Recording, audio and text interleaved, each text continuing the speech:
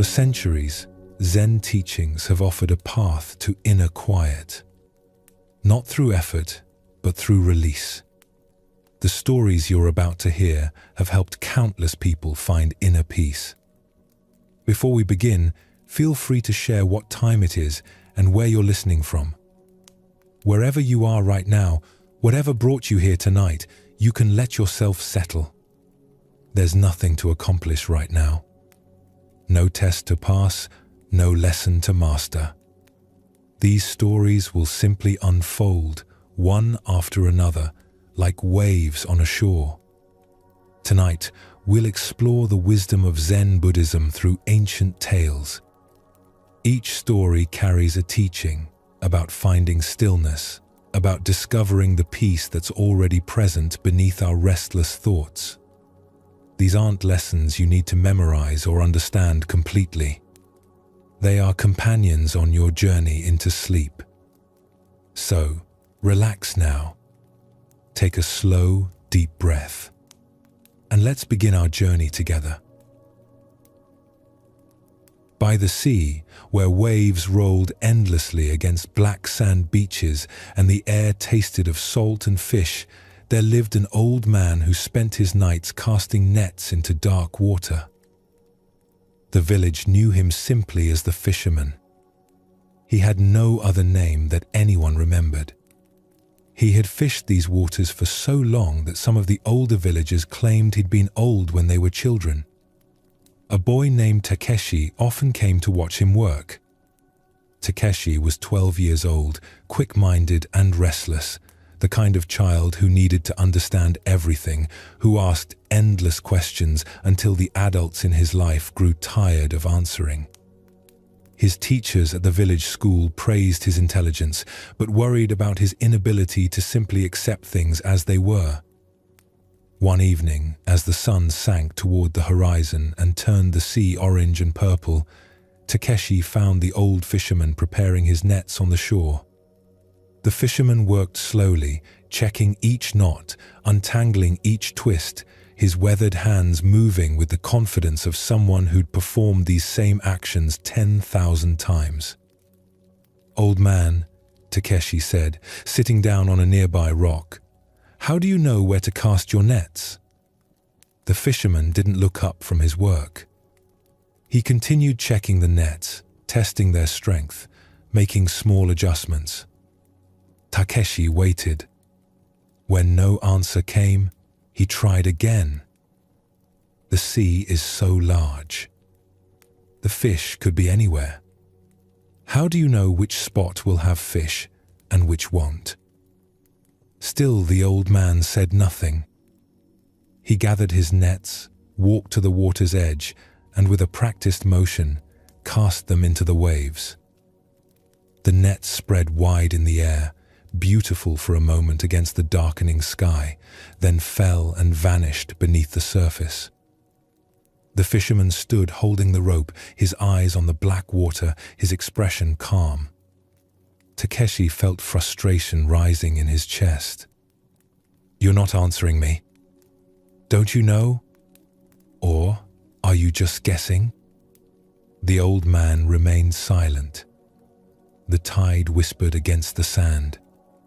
A seabird called from somewhere in the gathering dusk. Minutes passed.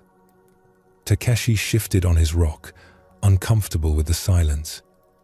His mind filled it with more questions, each one louder than the last. What if there were no fish?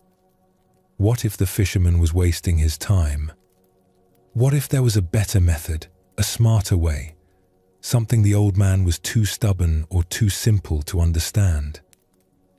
"What if you catch nothing?" Takeshi finally asked, unable to bear the quiet any longer. The fisherman remained still. His hands rested on the rope. His eyes stayed on the water. He didn't seem bothered by the question or by Takeshi's presence. He just stood there, patient and present. More time passed. The sun touched the horizon, spreading red light across the water. Takeshi's restlessness grew. He wanted to leave, to find someone who would answer his questions, but something kept him there on the rock, watching. Finally, the fisherman began to pull in his nets. His movements were smooth and unhurried. Hand over hand, the rope came in, water dripping from the fibers, the nets emerging from the darkness. This time, they were full. Silver fish flickered in the fading light, dozens of them, caught in the mesh, their bodies flashing as they moved. The fisherman pulled the nets onto the shore and began removing the fish one by one, placing them in a wooden box. He still said nothing. Takeshi stood up and walked closer. "But how did you know? How did you know they would be there?" For the first time, the old man looked directly at him. His eyes were clear and calm, holding something that might have been amusement. "No," he said quietly. "I didn't know." Takeshi frowned. "But you cast your nets. You chose that spot." "I cast my nets," the fisherman agreed. He returned to his work, removing more fish, his hands gentle, even as the fish struggled. "So you were guessing?" "Was I?" The old man didn't sound defensive or irritated by the questions. He sounded genuinely curious, as if he was considering the question for the first time. Takeshi felt his frustration reaching a peak. "You must have been doing something. You must have some method, some reason for choosing that spot instead of another spot." The fisherman finished emptying his nets and began preparing them for another cast. "The fish move," he said simply. "The currents change. The water is deep and dark. I cast where I cast. Sometimes the nets are full. Sometimes they're empty. Either way, I pull them in and cast again." "That's not an answer," Takeshi said, his voice tight. "No," the old man agreed. "It's not." He walked to the water's edge again and cast his nets into the darkening sea. They spread and fell. He stood holding the rope, eyes on the water as the stars began to appear overhead. Takeshi wanted to leave. He wanted to go home to his warm house where his mother would have dinner ready, where everything was predictable and made sense. But instead, he sat back down on his rock. Something about the old man's presence, his complete lack of concern about not knowing, held Takeshi there. They waited together in the darkness. The only sounds were the waves and the occasional cry of night birds hunting along the shore. The fisherman stood as still as if he'd been carved from stone, holding his rope, watching water he couldn't see. When he pulled in the nets this time, they were empty. Just tangled seaweed and a few small crabs that he gently returned to the water. "See?" Takeshi said, unable to help himself. "You didn't catch anything that time. If you knew what you were doing, you would have caught fish." The fisherman prepared his nets again. "Would I?" "Of course. That's the whole point, isn't it? To catch fish? Is it?" The old man cast his nets again into the invisible water. Takeshi opened his mouth to argue, then stopped. He realized he didn't actually know what the point was. He'd assumed the point was to catch fish, to be efficient, to know, and to succeed. But the fisherman seemed unconcerned with success or failure. He cast his nets and pulled them in. That was all. They went through the same cycle 4 more times. Full nets, then empty nets, then half-full nets, then empty again. Each time, the old man responded exactly the same way. No celebration when the nets were full. No disappointment when they were empty. Just the same calm attention, the same patient presence. As the night grew deeper and the moon rose over the water, Takeshi felt something shifting inside him. The restless need to understand, to know, to have answers began to quiet. Not because he'd found the answers, but because he was beginning to see that the questions themselves might be the problem. "Old man," he said finally, his voice softer now, "you really don't know, do you? You don't know where the fish are, or if they'll come, or why sometimes the nets are full and sometimes they're empty." "No," the fisherman said. "I don't know. Doesn't that bother you?" The old man was quiet for a long moment. Then he said, "When I was young, like you, it bothered me very much. I wanted to know everything. I wanted to understand the tides and the moon and the fish and the currents. I wanted to have a method that would always work, a knowledge that would always succeed." He paused, checking his nets. "I spent years trying to learn these things. I watched the moon's phases. I studied where other fishermen cast their nets. I tried to find the pattern, the secret." "And did you find it?" "No," the old man said simply. "I found something else instead." "What?" "I found that not knowing is enough. More than enough. I found that casting nets into dark water without knowing what will happen is not a problem to be solved. It's just what casting nets into dark water is." He gestured toward the sea. "The water is deep. The fish move according to their own needs. I am here, and I cast my nets, and I receive what comes. Sometimes much, sometimes little, sometimes nothing. But I am still here. The water is still here. The night is still beautiful." Takeshi sat with this, turning it over in his mind. But what about planning? What about learning? What about trying to get better at something? "Those things have their place," the fisherman said. "I know how to mend nets. I know how to read the weather. I know how to clean fish and preserve them. These are useful things." He cast his nets again. "But the fish themselves, whether they come or not, that is not something I can know or control. So I stopped trying.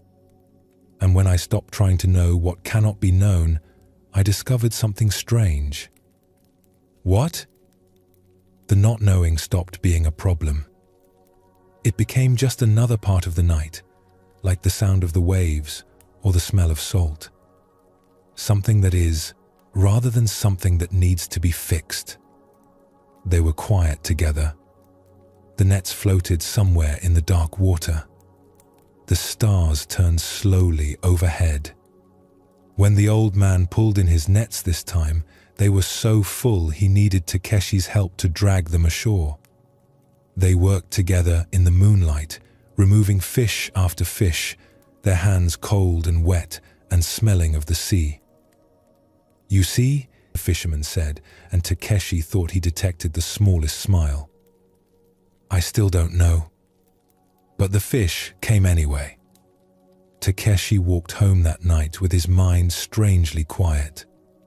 The usual rush of questions, the constant need to understand and know and figure things out, had softened to something more like curiosity. Not the aggressive curiosity that demanded answers, but a gentler kind that could simply wonder and be satisfied with wondering. From that night on, he often returned to watch the old fisherman. He never got more answers, but gradually he stopped needing them. This story speaks to something we all struggle with, the weight of needing to know. We live in a world that values certainty, that rewards those who have answers, that makes us feel uncomfortable with not understanding. We fill every silence with explanations. We try to predict every outcome. We exhaust ourselves attempting to know things that cannot be known. Takeshi was a bright boy, but his intelligence had become a burden. He couldn't simply be present to experience. He had to understand it, categorize it, figure it out. His mind never rested because it was always working, always seeking, always demanding that the world make sense on his terms. The old fisherman had learned something different. He'd discovered that not knowing doesn't have to be a problem. It can simply be a fact, like the darkness of the water or the unpredictability of fish. He cast his nets not from knowledge, but from presence. He stood there night after night, not because he'd figured out where the fish would be, but because standing there with his nets in the dark water was what he did. In Zen Buddhism, there's a teaching about holding uncertainty lightly, not seeking to eliminate it or overcome it, but learning to be comfortable with it, even to embrace it. This doesn't mean giving up on learning or growing or understanding what we can understand. It means recognizing that much of life is like fishing in dark water. We don't know what will happen. We cast our nets anyway. The fisherman's empty nets didn't upset him because he wasn't attached to a particular outcome. He wasn't fishing to prove his knowledge or to validate his method. He was just fishing. The fish came or they didn't come. Either way, he was still there under the stars, still present to the night, still participating in something larger than his own understanding. What would it feel like to cast your nets without knowing? To take action, make choices, live your life without the guarantee of understanding exactly what will happen. Not recklessly, not carelessly, but with the same steady presence the fisherman brought to his work. The questions will still be there tomorrow. The unknowns will still be unknown. But for these hours of rest, you can set down the burden of needing to know. You can stand at the edge of sleep like the fisherman at the edge of the sea, casting your nets into darkness, trusting what comes. In the mountains where morning mist clings to ancient pine trees, there was a path that led to a monastery known for its peaceful teachings. The path was long and steep, winding through forests and over rocky slopes where the air grew thin and the ground turned to loose stone. Many travelers attempted the journey, but few arrived unburdened. Kenji had been climbing since before dawn. He'd set out from the village below while stars still dotted the sky, determined to reach the monastery before nightfall. Now the afternoon sun beat down without mercy, turning the mountain path into a test of endurance. But the heat was nothing compared to the weight he carried. On his back was an enormous bundle, nearly as large as Kenji himself. It was wrapped in thick cloth and tied with rope that had worn grooves into his shoulders over the months of traveling.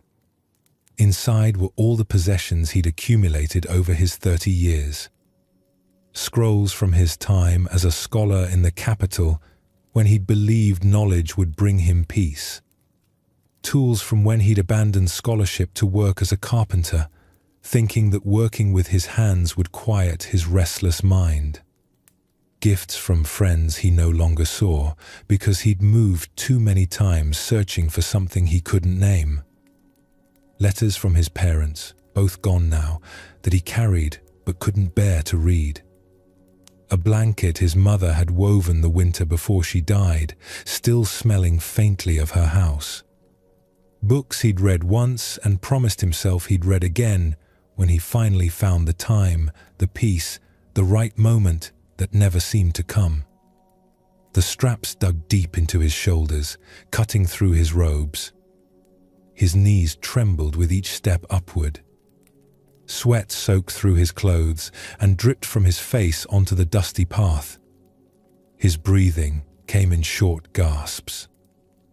Every few steps he had to stop, bent over with his hands on his knees, trying to catch his breath. The monastery seemed impossibly far above him, its walls barely visible through the haze of afternoon heat. At a sharp bend in the path, beneath a twisted pine tree that grew sideways from the rocky cliff, an old woman sat resting on a flat stone. She was small and thin, her face deeply creased with lines that spoke of many years spent outdoors. Her hair was white and pulled back simply. She wore plain grey robes and had a single walking stick resting beside her. She carried nothing else. No bundle, no bag, not even a water flask. When she saw Kenji approach, struggling under his burden, she smiled with the kind of warmth that made him think of his mother. "Rest a moment, young man," she called out. "You look like you're about to collapse right here on the path." Kenji gratefully lowered his bundle to the ground. The relief was so immediate and so profound that he almost cried. He sat on a nearby rock, breathing hard, wiping sweat from his face with his sleeve. The old woman studied him with bright, curious eyes. There was something about her presence that felt peaceful, like sitting near a still pond. "Where are you headed?" she asked. "To the monastery," Kenji managed between breaths. "At the summit. I seek to study with the monks there, to learn meditation, to find peace." He said this last part with more desperation than he intended. The old woman's expression didn't change, but something in her eyes softened with understanding. She glanced at his enormous bundle. "And you need all of that to find peace?" Kenji looked at his belongings, suddenly feeling defensive. His mind immediately began justifying each item. "These are important things," he said. "Each item has meaning, has value. The scrolls contain wisdom from great teachers. The tools might be useful. The letters, the blanket, these are all I have left of my parents. I might need them." "Might," the old woman repeated softly, as if tasting the word. She said nothing more. She simply sat there with her walking stick, looking as light and unburdened as a leaf, as if she might float away on the next breeze. After a few minutes of comfortable silence, she stood up with surprising ease for her age and began walking down the mountain path, moving steadily without any apparent effort. Kenji watched her go, disappearing around a bend with her single walking stick tapping gently against the stones. He sat a moment longer, dreading the moment when he would have to lift his bundle again. His shoulders already ached at the thought. But the monastery was still far above, and the afternoon was passing. If he didn't keep moving, he'd be caught on the mountain path after dark. With a grunt of effort, he hoisted the bundle back onto his shoulders. The weight settled onto him like a punishment. His knees nearly buckled. He began climbing again, but the path seemed to have grown steeper. Each step was agony. His shoulders burned. His back felt like it might break. The breath wouldn't come properly into his lungs. The thin mountain air made him dizzy. After only 20 steps, he had to stop again, gasping, seeing spots at the edges of his vision. Looking at his bundle with something close to hatred, Kenji reached inside with trembling hands. His fingers found a clay pot he'd carried from his old kitchen in the capital. He'd always liked that pot. It was well made, with a good weight to it. But when was the last time he'd actually used it? 6 months? A year? He couldn't even remember. He set the pot down by the side of the path, nestled against a rock so it wouldn't roll away. Someone else might find it useful. The bundle felt slightly lighter. He continued upward, but after another 50 steps, the weight became unbearable again. He stopped, breath ragged, and removed a set of carpentry tools. Beautiful tools, expensive, sharp, and well-maintained. He'd spent good money on them, but he hadn't worked with wood in over a year. He'd told himself he would return to carpentry someday, but that day never came. He placed them carefully beneath a tree, wrapped in their cloth. Further up the path, he removed a thick winter coat. Then a stack of letters he'd been carrying for months. Letters from people he'd met in his travels, people he'd promised to write back to but never had. Then books whose words he'd long since memorized, books he'd once thought he couldn't live without. Then a beautiful teapot someone had given him as a gift, still wrapped in silk. With each item he set down, he felt a complicated mix of relief and loss. Part of him wanted to gather everything back up, to not abandon things that had once meant something. But another part of him, a quieter part, felt lighter with each release. The climb became gradually easier. His breathing steadied. His steps grew surer. The path that had seemed impossible began to feel merely difficult, then challenging, then almost manageable. By the time he reached the halfway point, marked by a small stone shrine, he'd released nearly everything. His bundle now contained only a change of clothes, a water flask, a thin blanket, and his mother's woven blanket, which he still couldn't bring himself to leave behind. The difference was astonishing. He could stand up straight. He could breathe fully. The wind felt crisp against his face instead of oppressive. The sky seemed wider, bluer. He could actually notice the beauty around him, the way the late afternoon light turned the rocks golden, the sound of birds calling from the forest below, the smell of pine resin warming in the Sunday. As he approached the monastery gates near sunset, he saw something that made him stop in wonder. The old woman from the bend in the path was already there, sitting on a stone bench near the entrance, her walking stick resting beside her. She was watching the sun descend toward the horizon, her expression peaceful. "How did you?" Kenji began, then stopped himself. Of course she'd arrived first. She'd been carrying nothing but a walking stick, moving with the ease of someone who knew the secret he was only now learning. The woman looked at him and smiled. "Did you find what you were carrying?" Kenji wanted to say yes, to explain, but he realized he didn't fully understand the question. He set down his small remaining bundle and looked back down the mountain path. In the distance, he could see several of the places where he'd stopped, where he'd chosen to release something. Each spot marked a moment of decision, a choice to let go. "I thought I needed all of it," he said quietly. Every item had a reason, a story, a purpose. And now, Kenji considered this. Now I wonder if I was carrying things because I needed them or because I was afraid of who I'd be without them. The old woman nodded. "That is a good beginning." She stood up, preparing to continue on her own journey down the mountain. But before she left, she turned back to him. "The monastery will teach you many things," she said. "But you have already learned the first lesson. The one that makes all other lessons possible." "What lesson is that?"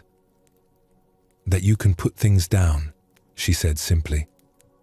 "That you can choose, in each moment, what you carry and what you release." This is the foundation of all peace." She bowed slightly to him, and he bowed deeply in return. Then she continued down the path, her walking stick tapping rhythmically against the stone, and soon she disappeared into the lengthening shadows. Kenji picked up his light bundle and walked through the monastery gates. A young monk greeted him and showed him where he could sleep. As Kenji lay down that night on a simple mat, he felt his body relax in a way it hadn't in years. Tomorrow he would begin his studies. But tonight he simply rested, carrying nothing but his breath and the sound of wind moving through the monastery courtyard. This story reveals something important about the nature of our journey toward rest and peace. We often believe we need to carry everything with us. Our achievements, our memories, our identities, all the things we've collected along the way. Each item has a story, a justification.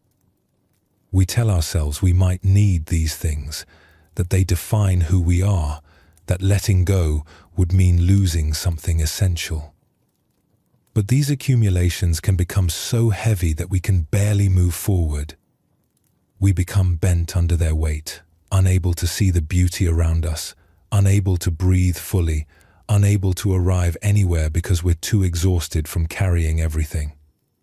The old woman understood something that Kenji had to learn through experience. She carried only a walking stick.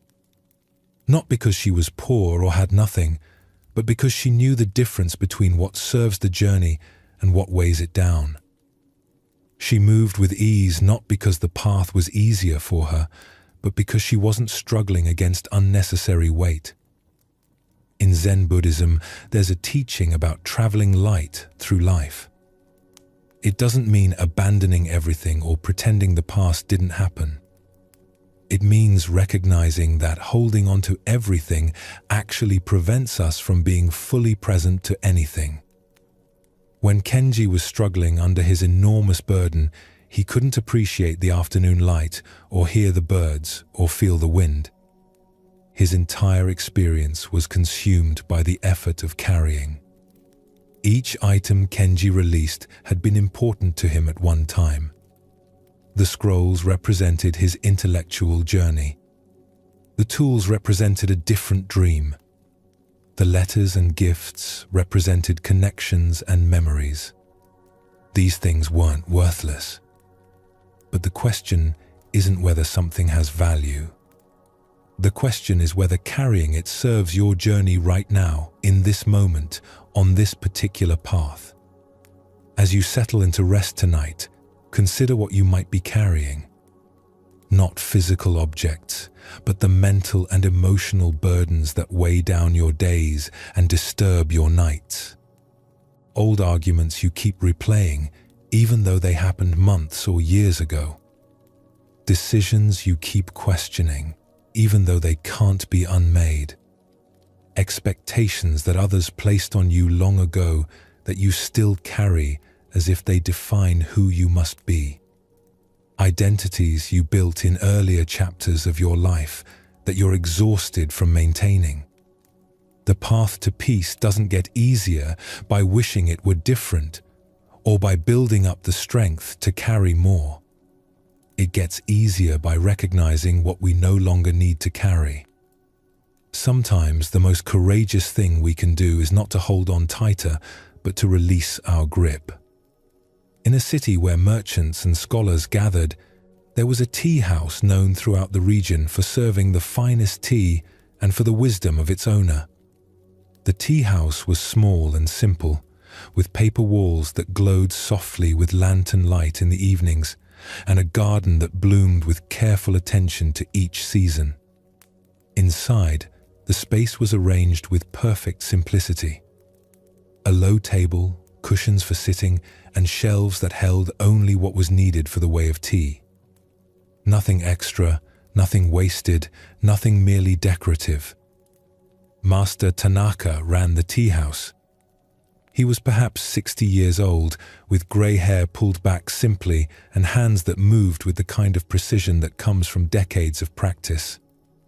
He was known not just for his tea, but for his ability to teach without speaking, to show truth through simple actions rather than complicated explanations. Students came from distant provinces hoping to study with him, though he accepted very few. One evening, as rain drummed steadily against the roof and mist rose from the garden, a young scholar named Hiroshi arrived at the tea house. He stood in the doorway shaking water from his expensive cloak, clearly annoyed at having gotten wet. Under his arm, he carried a thick bundle of scrolls bound with silk cord. These were his writings, his studies, his collected wisdom from years at the Imperial Academy, where he distinguished himself as one of the brightest students in his generation.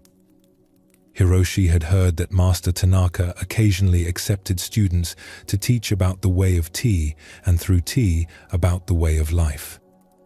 He hoped to learn from the master, to add this knowledge to his already impressive collection of learning. Another scroll to add to his bundle, another certification of his understanding, another way to demonstrate his refinement and education. "Master Tanaka," Hiroshi announced as he entered, bowing quickly in the formal style of the capital. "I have traveled 3 days to meet you. I have studied with the greatest scholars in the land. I can recite all the major classics from memory. I understand philosophy, poetry, history, and the principles of governance. I have written commentaries that my teachers called brilliant. I hope you will share your wisdom with me so I might deepen my understanding of the tea ceremony and add this knowledge to my studies." Master Tanaka looked up from where he was preparing the brazier. He studied Hiroshi for a long moment, taking in the expensive robes, the proud bearing, the way the young man held his scrolls like treasures. Then he nodded quietly and gestured for Hiroshi to sit. Hiroshi arranged his scrolls carefully beside him, making sure they wouldn't touch the floor or get damaged by any stray drops of water. He adjusted his robes to sit in perfect formal position, back straight, hands positioned correctly, everything precise and proper according to the etiquette he'd studied. Master Tanaka moved slowly through the tea preparation. He ladled water from the pot into the kettle with careful attention. He wiped each implement with a cloth, his movements unhurried and graceful. He measured tea leaves from a simple ceramic container, the sound of the scoop against the leaves creating a soft whisper. The room filled with the subtle fragrance of heating water and tea. Rain continued its steady rhythm against the roof. Hiroshi waited impatiently. He'd expected the master to begin teaching, to explain the significance of each movement, to share the deeper meanings and symbolism. Wasn't that what teachers did? Instead, there was only silence and the simple actions of preparing tea. Finally, Master Tanaka lifted the teapot. Steam rose from its spout. He began to pour tea into Hiroshi's cup, a simple ceramic cup with no decoration. The tea flowed in a steady stream, the color of amber in the lamplight. The cup filled quickly, the liquid rising toward the rim. But Master Tanaka kept pouring. The tea reached the rim of the cup. Still, Master Tanaka's hand remained steady, the stream of tea continuing without pause. The tea began to overflow, spilling over the edge of the cup, spreading across the wooden table in a dark pool that moved toward Hiroshi's carefully arranged scrolls. "Master, stop," Hiroshi said, breaking his formal posture to jump up and snatch his precious scrolls away from the spreading tea. "The cup is full. It can hold no more. You're spilling it everywhere." Master Tanaka finally set down the teapot. The only sounds were the rain on the roof and the drip of tea falling from the edge of the table onto the floor. He looked at Hiroshi with calm, patient eyes. "Like this cup, the master said softly, his voice barely above a whisper. "You are full of your own ideas, your own knowledge, your own certainties. How can I show you anything new when there is no room to receive it?" Hiroshi stood frozen, his scrolls clutched against his chest. Tea dripped slowly from the table onto the floor, each drop marking a moment of silence.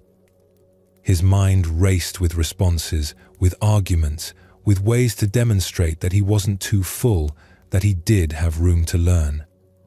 But every response he formulated only proved the master's point.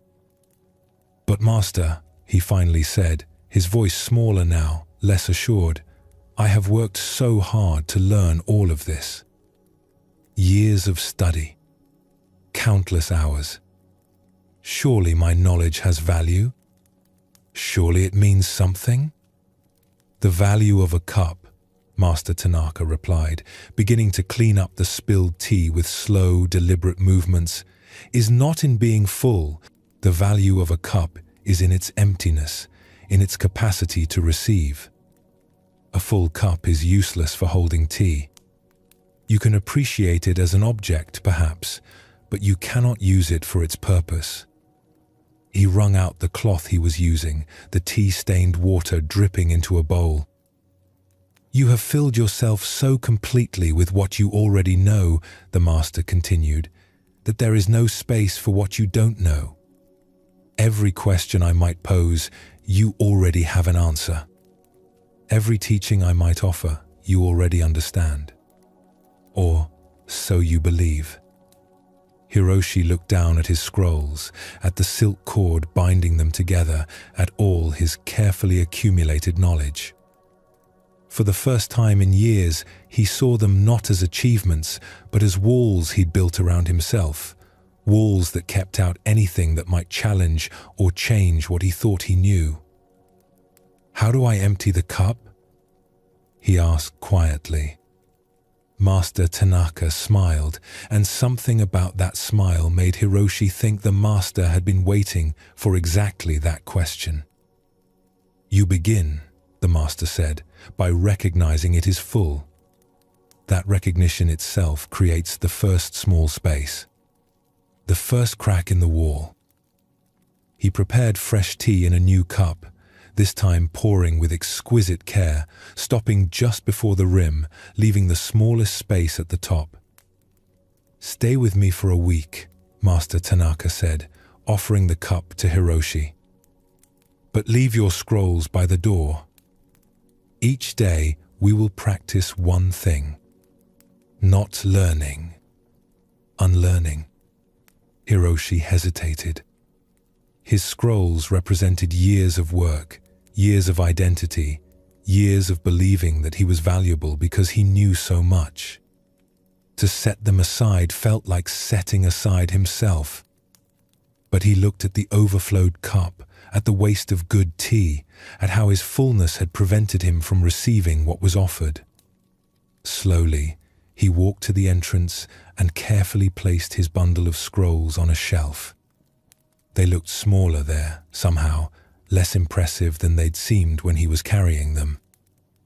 When he returned and sat down, something was different. He wasn't sitting in perfect formal posture anymore. He wasn't holding himself like a scholar who knew everything, who had to prove his worth through his knowledge. He was just sitting, uncertain and uncomfortable and open in a way he hadn't been in years. Master Tanaka handed him the fresh cup of tea. "Drink," he said simply. Hiroshi raised the cup to his lips. The tea was perfectly warm, the temperature that allows you to taste every subtle note. It was bitter and sweet and complex, with layers that revealed themselves slowly. He had drunk tea hundreds of times before, expensive teas, rare teas, teas prepared by famous masters. But somehow this simple cup tasted like the first tea he'd ever tasted, like he was discovering tea for the first time. "What do you notice?" Master Tanaka asked. Hiroshi wanted to give an impressive answer. He wanted to demonstrate his refined palate, his knowledge of tea varieties and cultivation techniques, his understanding of water temperature and steeping time. All the knowledge he'd accumulated about tea tried to rush forward, tried to fill the space with familiar certainties. But something stopped him. He realized that if he filled this moment with everything he already knew, he would miss what was actually here. "I notice," he said slowly, the words feeling new in his mouth, "that I don't know what to say." Master Tanaka nodded. "Good. That is where we begin." For 7 days, Hiroshi stayed at the tea house. Each morning, Master Tanaka would prepare tea, and Hiroshi would practice emptying his cup, both literally and metaphorically. On the first day, this was agonizing. His mind kept wanting to fill every silence with knowledge, every moment with commentary, every experience with explanation. On the second day, he began to notice the spaces between thoughts, the brief moments when his mind wasn't rushing to categorize and explain everything. On the third day, he realized how exhausting it had been to always know, to always have an answer, to always be demonstrating his understanding. By the 5th day, he could sit with Master Tanaka in complete silence for an hour, just drinking tea, just being present, and it felt more full than any conversation he'd ever had. On the final morning, as Hiroshi prepared to leave, he walked to the shelf by the door where his scrolls waited. He stood looking at them for a long time. "You can leave those here if you wish," Master Tanaka said from behind him. "They will be safe." Hiroshi touched the silk cord that bound the scrolls. "I think," he said carefully, "I will take them. But I will carry them differently now." He picked up the bundle, and it felt lighter than before, even though nothing about it had changed. He bowed deeply to Master Tanaka, who bowed in return. "Come back," the master said, "when you have drunk all the tea in this cup." He handed Hiroshi an empty cup. Hiroshi smiled, understanding. He took the empty cup, placed it carefully in his robes, and walked out into the morning air. As he walked back toward the capital, he felt something he couldn't quite name. Lighter, yes, but also somehow more full in a different way. Full of space, full of possibility, full of not knowing that felt rich rather than frightening. The scrolls were still under his arm, but they no longer defined him. They were just scrolls, just paper and ink, just words about a world that was always more than words could hold. This teaching about the full cup speaks to something we all experience, often without recognizing it. We fill ourselves with opinions, with certainties, with things we're convinced we already understand. We accumulate knowledge, ideas, beliefs, and judgments until our minds become like Hiroshi's cup, so full that nothing new can enter. And in that fullness, we close ourselves off. Not intentionally, not with malice, but simply because there's no space. When someone offers us a new perspective, we already have our answer. When life presents us with an experience that doesn't fit our understanding, we try to force it into the categories we already know. When wisdom is offered, we're too busy demonstrating what we already understand to receive what we don't. In Zen Buddhism, this is called beginner's mind, the mind that doesn't already know everything, the mind that can look at something familiar and see it fresh, the mind that has space to receive. It's considered one of the most valuable qualities we can develop, and one of the hardest, because it requires us to release the very thing we often believe makes us valuable, what we know. Hiroshi's scrolls weren't wrong or worthless. His knowledge had real value. He had worked hard for it, and it represented genuine understanding. But his attachment to that knowledge, his need to be the person who knows, his certainty that he already understood everything important. These were the obstacles. Not the knowledge itself, but how he held it. When Master Tanaka let the tea overflow, he was showing Hiroshi what happens when we approach life already full. We waste what's offered to us. We damage what's precious to us, like Hiroshi almost ruining his beloved scrolls. We miss the very thing we came seeking because we're too full of ourselves to receive it. The practice of emptying the cup isn't about becoming ignorant or pretending we don't know things. It's about holding our knowledge lightly, about maintaining space for what we haven't yet understood, about staying open to being wrong or incomplete in our understanding. It's about recognizing that every answer we hold closes off certain questions, and sometimes the questions are more valuable than the answers. Master Tanaka's final gift to Hiroshi was an empty cup. Not a full cup of knowledge, not more teachings to accumulate, but emptiness itself.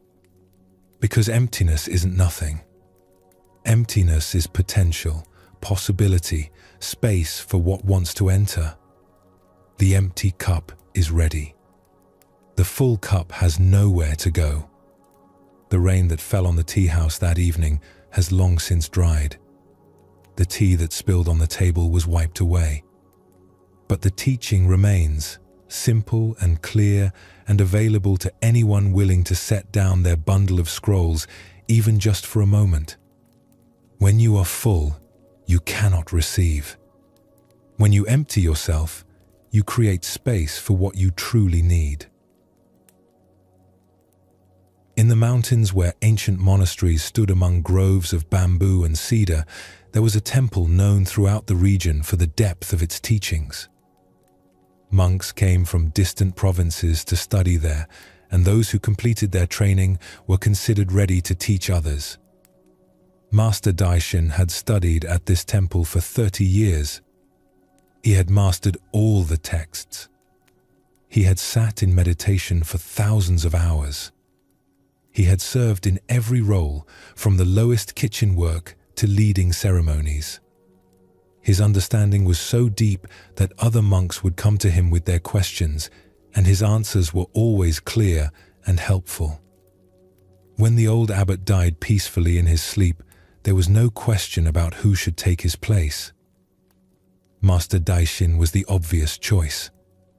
He had earned this position through decades of dedicated practice. Everyone agreed he was ready. The morning of his formal installation as the new abbot, Master Daishin woke before dawn as always. He performed his morning rituals, washed his face in cold water, and put on the ceremonial robes that marked his new position. The robes were heavy silk, ancient and carefully preserved, worn by every abbot who had served before him. As he walked through the monastery grounds toward the main hall where the ceremony would take place, something strange happened. He stopped in the courtyard, looking around as if he'd never seen it before. The other monks were already gathering, arranging themselves in careful rows, preparing for the ceremony. His assistant, a young monk named Kenso, approached him with a worried expression. "Master Daishin, everything is ready. The monks are assembled. We should begin." Daishin nodded slowly, but he didn't move toward the hall.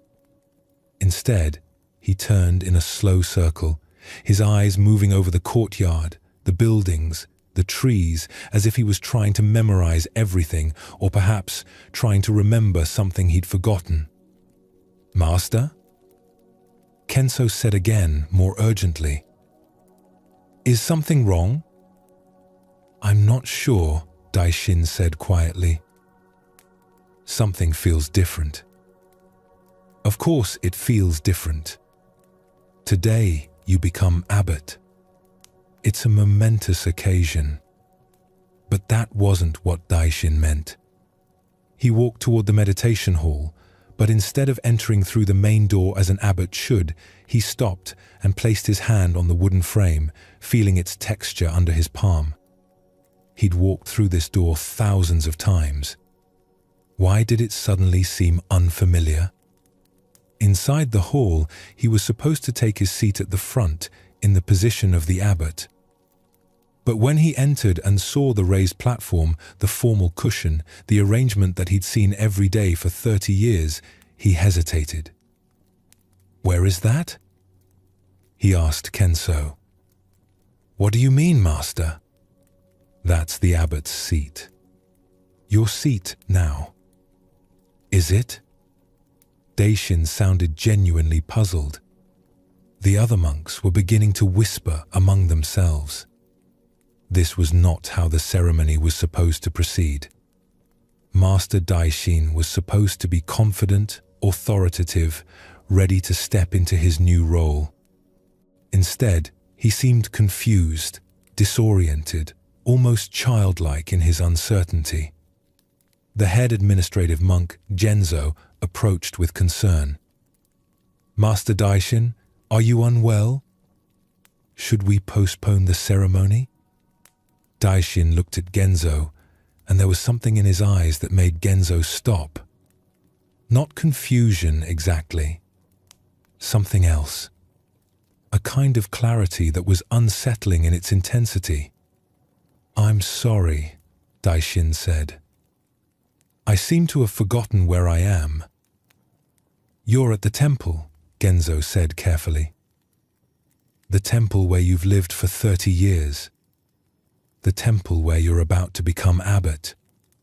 30 years, Daishin repeated.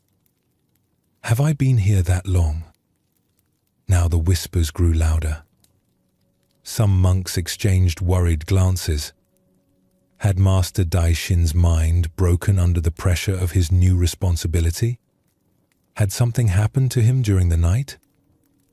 But Daishin wasn't distressed. He was simply looking at everything with fresh attention, as if he'd never seen any of it before. He walked slowly around the meditation hall, running his fingers along the walls, looking up at the ceiling beams, stopping to examine the altar as if discovering it for the first time. "These walls," he said to no one in particular. "When were they built?" 200 years ago, Master, Kenso replied. "You know this. You've given tours to visitors explaining the temple's history." "Have I?" Daishin touched the wood. "They feel old, but also new. Does that make sense?" It didn't make sense to anyone. The ceremony was supposed to have started already. Important monks from other temples had traveled days to attend. But Master Daishin seemed to have forgotten not just the ceremony, but everything about who he was supposed to be. Finally, the eldest monk present, a visiting teacher named Hakuin, who had known Daishin for 20 years, stepped forward. "Daishin," he said, using the familiar name rather than the title. "What's happening with you?" Daishin turned to him, and there was something luminous in his expression. "I woke up this morning," he said, "and everything was new. The water on my face felt like water I'd never felt before. These robes feel like I've never worn them. This temple, these buildings, even my own hands when I look at them, everything feels like I'm seeing it for the first time." "But you're not seeing it for the first time," Hakuin said gently. "You've been here for decades." "Have I?" Daishin asked. "I don't remember yesterday. I know intellectually that there was a yesterday, that I have a history, that I've studied and practiced here for many years. But it feels very far away, like something I learned about rather than something I lived." He sat down on the floor, not on the abbot's cushion, but just on the wooden floor of the hall like a visitor might sit. "I don't remember who I'm supposed to be," he said. "I only know who I am right now, in this moment. And right now, I'm someone who doesn't know this place." The monks stood in uncertain silence. This was unprecedented. No one knew what to do. Hakuin sat down beside Daishin on the floor. "Tell me what you see when you look around this hall." Daishin gazed slowly around the space. "I see wood and light. I see people in robes standing very still, watching us. I see dust floating in the morning sun through those windows. I see shadows in the corners. I see my own breath making a small cloud in the cold air. And when you look at yourself, when you consider who you are—" "I don't know," Daishin said simply. "I feel aware. I feel present. I feel interested in everything around me. But I don't feel like anyone in particular. No history, no identity, no story about who I've been or who I should be. Just this moment, just this awareness, just this strange feeling that everything is completely new." Hakuin was quiet for a long time. Then he began to laugh. It was a deep, genuine laugh that filled the hall. The other monks looked at him in shock. What could possibly be funny about their abbot losing his mind on the morning of his installation? But Hakuin stood up and bowed deeply to Daishin. "Forgive me," he said. "I didn't realize we were in the presence of such profound realization." "What do you mean?" Kenso asked. "He hasn't lost his mind," Hakuin said. "He's found it. Or perhaps more accurately, he's lost everything that was covering it. The accumulation of identity, of history, of knowing who he is and how things are, all of it has fallen away. He's experiencing what Zen calls beginner's mind, but more completely than most of us ever do." He turned to Daishin. "Tell me, do you remember the teachings? The sutras you studied? The meditation techniques?" Daishin thought about this. "I remember that things were studied. I remember that there were words and ideas. But they seem empty now. Just sounds that were made. The meaning I thought they had, I can't quite recall why they seemed important." "Perfect," Hakuin said. He turned to address all the assembled monks. "We are witnessing something rare. Master Daishin has become completely present. The past exists for him only as an abstract concept, not as a weight he carries. He has no investment in who he used to be or who he thinks he should become. He is simply here, now, seeing everything fresh." One of the younger monks spoke up nervously. "But Master, how can he be abbot if he doesn't remember anything? How can he teach us if he's forgotten all the teachings?" "Watch," Hakuin said. He turned back to Daishin. "Tell me, what is Zen?" Daishin looked at him with those clear, present eyes. "I don't know." "What is this word Zen?" "It's what you've been studying for 30 years. "Have I?" Daishin smiled.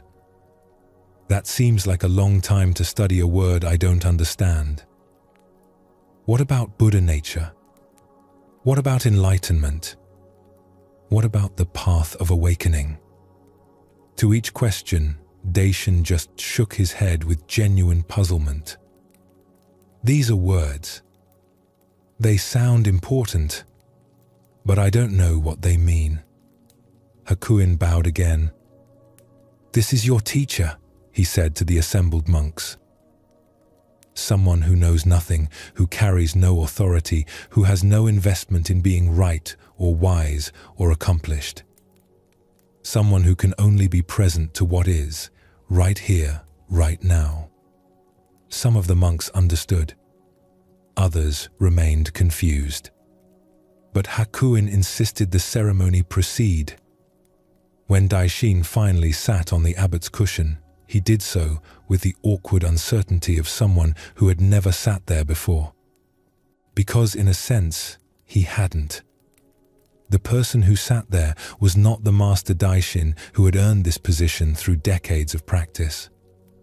It was just awareness itself, temporarily called Daishin, experiencing this moment of sitting on this particular cushion for the first time. Over the following weeks, something remarkable happened. Daishin's state did not fade or return to normal. He continued to experience each day as if it were his first. He had to relearn where everything was in the monastery. He had to be reminded of people's names. He couldn't recall the schedule or the procedures or the formal protocols. But when monks came to him with questions, his responses were unlike anything they'd heard before. Freed from all the accumulated teachings and standard answers, he could only respond from direct presence. If someone asked about suffering, he might just say, "What's suffering?" Not as a clever Zen trick, but as a genuine question. If someone asked how to find peace, he might look confused and say, "Is it lost?" His not knowing was so complete, so genuine, that it cut through all the complexity and brought everyone back to the simple, immediate reality of just this moment. Just this breath. Just this awareness that needs no history, no identity, no story to be what it is. Some monks found this frustrating. They wanted the wise, knowledgeable teacher they'd expected. But others discovered something profound in Daishin's innocence. They began to see how much of their own understanding was just memory, just accumulated concepts, just ideas they'd accepted without truly seeing for themselves. Years later, monks would travel from distant temples to study with the abbot who had forgotten everything. And when visitors asked how long he'd been practicing Zen, he would always answer the same way. "I'm not sure what Zen is, but whatever this is, it's my first day." This teaching about beginner's mind, about experiencing everything fresh, reveals something profound about how we normally move through our lives. We carry the weight of our accumulated experiences, our learned patterns, our assumptions about how things are. We see through the filter of memory rather than meeting each moment directly. Master Daishin had spent 30 years learning, practicing, accumulating understanding. All of that had value. But notice what happened when it fell away. He didn't become ignorant or incapable. He became present in a way that was more direct, more immediate, more real than any of his accumulated knowledge had allowed. When we know a place, we stop seeing it. When we know a person, we stop discovering them. When we know ourselves, we stop being surprised by who we might be. The knowing becomes a barrier to actual experience. When you believe you already know how your day will go, you stop paying attention to what's actually happening. When you believe you already know a person, you stop noticing how they're changing. When you believe you already understand yourself, you stop discovering new aspects of who you are. The practice of beginner's mind doesn't require forgetting everything like Daishin did. It just requires recognizing that knowing can be a trap. Every time you think, "I know this," you've closed a door to fresh discovery. Every time you think, "I know myself," you've limited who you might become. What would it be like to move through tomorrow as if it were your first day? Not pretending you don't know practical things, not becoming confused about basic facts, but meeting your experience with the kind of fresh attention you'd bring to something completely new. Looking at familiar faces as if you'd never seen them before. Tasting familiar food as if you'd never tasted it. feeling familiar sensations in your body as if they were brand new. The Zen teaching of beginner's mind invites us to hold our knowledge lightly, to recognize that the map is not the territory, that our concepts about reality are not reality itself, that who we think we are is not the same as the awareness that's actually here, present in this moment. Daishin's innocence was not childish or foolish. It was the most sophisticated thing possible, the complete release of all the ways we normally filter and limit our experience through the lens of what we think we already know. In a province governed by officials who valued order and propriety above all things, there was a city where two teachers had come to offer their wisdom. The city was known for its beautiful temples and its wealthy patrons who supported scholars and spiritual teachers. When word spread that two renowned masters had arrived, the governor himself decided to meet them. Governor Watanabe was a careful man, educated and thoughtful, who took his responsibilities seriously. He'd been searching for a teacher for months, someone who could help him understand the deeper questions that troubled him despite his outward success. He'd read extensively about Zen Buddhism and felt ready to begin serious study. The two teachers arrived at his residence on the same day. Master Koji came first, bowing deeply at the entrance. He was perhaps 50 years old, with gentle eyes and a warm smile that immediately put people at ease. He wore simple robes but carried himself with quiet dignity. "Governor Watanabe," Master Koji said, his voice soft and respectful, "I am honored to be in your presence. Your reputation for wisdom and just governance has spread throughout the region. I believe you have the intelligence and compassion necessary to grasp the teachings of Zen. It would be my great privilege to guide you on this path." The governor felt pleased. This was exactly what he'd hoped for, a teacher who recognized his qualities, who would work with his strengths, who understood that he was an intelligent and capable student. They sat together in the garden, and Master Koji asked thoughtful questions about the governor's life, his responsibilities, his hopes for spiritual development. The master listened attentively, nodding with understanding, occasionally offering gentle observations that felt supportive and encouraging. "I can see," Master Koji said after their conversation, "that you are sincere in your seeking. With your natural wisdom and my guidance, I believe you will make excellent progress. The path of Zen will open to you like a flower opening to the Sunday." Governor Watanabe felt a warm glow of satisfaction. Yes, this was the right teacher. Someone who understood him, who would meet him where he was, who would make the journey pleasant and rewarding. Then, Master Ryokan arrived. He was older than Master Koji, perhaps 65, with a weathered face and eyes that seemed to look through rather than at people. He didn't bow as deeply at the entrance.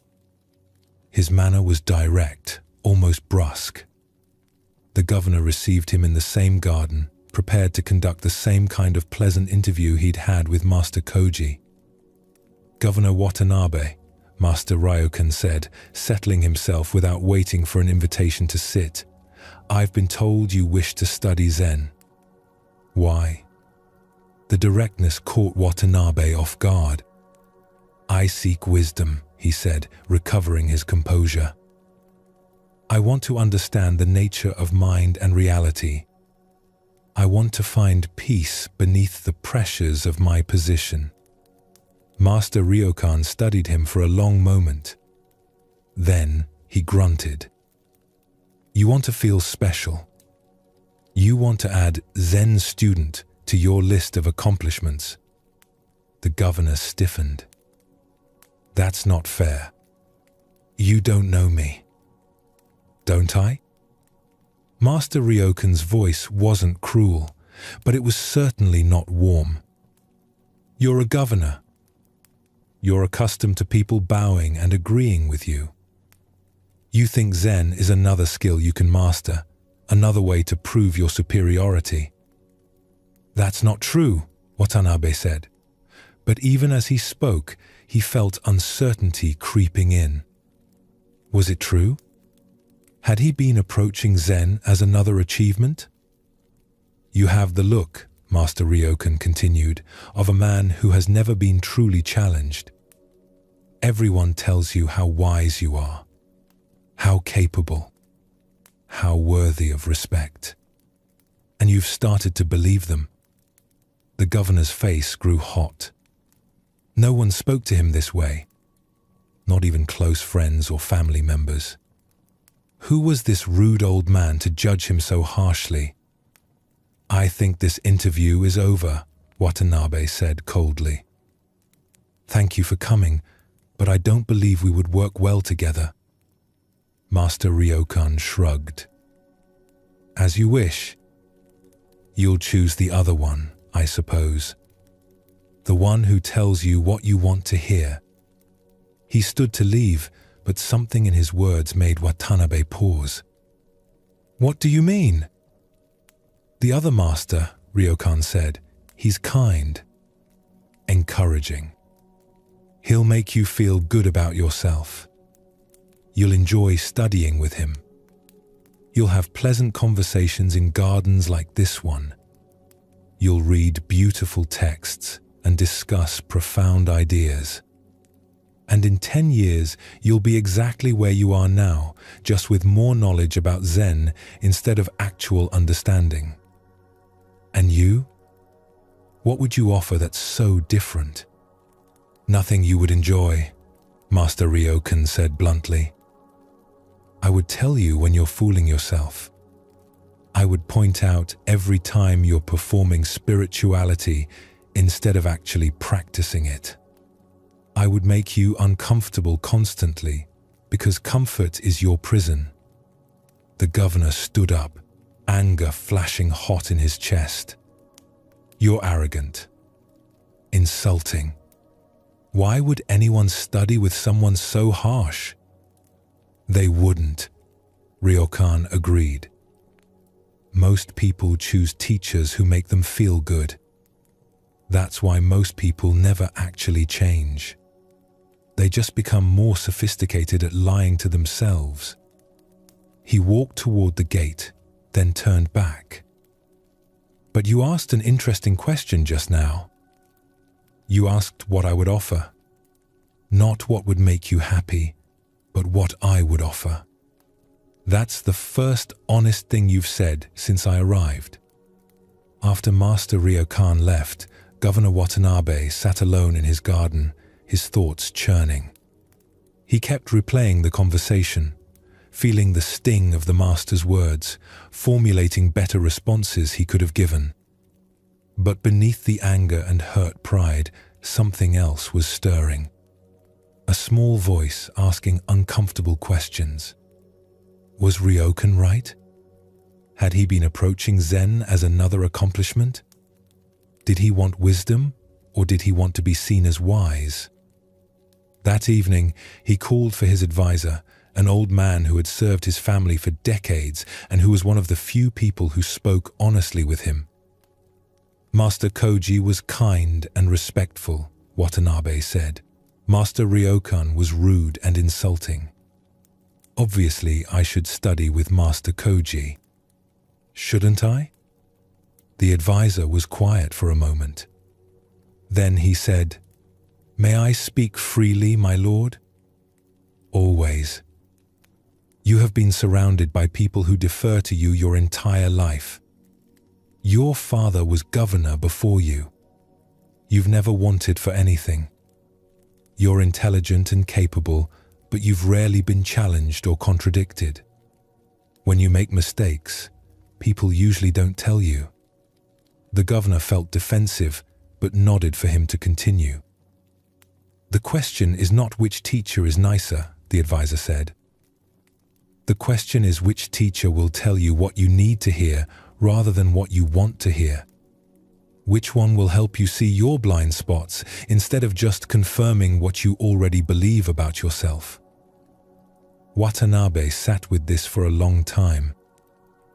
As night fell and lanterns were lit in the garden, he found himself thinking about the expression in Master Ryokan's eyes. It hadn't been cruel. It had been clear, like someone looking at him without any of the filters of status or politeness, just seeing what was actually there. The next morning, he sent a message to Master Ryokan. Not an invitation to teach, just a question. If I studied with you, what would be the first lesson? The reply came back within an hour. Stop asking questions that you already know the answer to. Governor Watanabe laughed despite himself. It was true. He'd known all along which teacher he should choose. He'd just been hoping someone would give him permission to choose the easier path. He sent another message. I would like to study with you, but I need to know, why are you so harsh? Why can't truth be delivered with kindness? Master Ryokan's response was longer this time. I am not harsh. I am clear. You are not used to clarity because you are used to people managing your feelings. When someone stops managing your feelings and just tells you the truth, it feels harsh. But it's not harshness. It's respect. I respect you enough to be honest with you.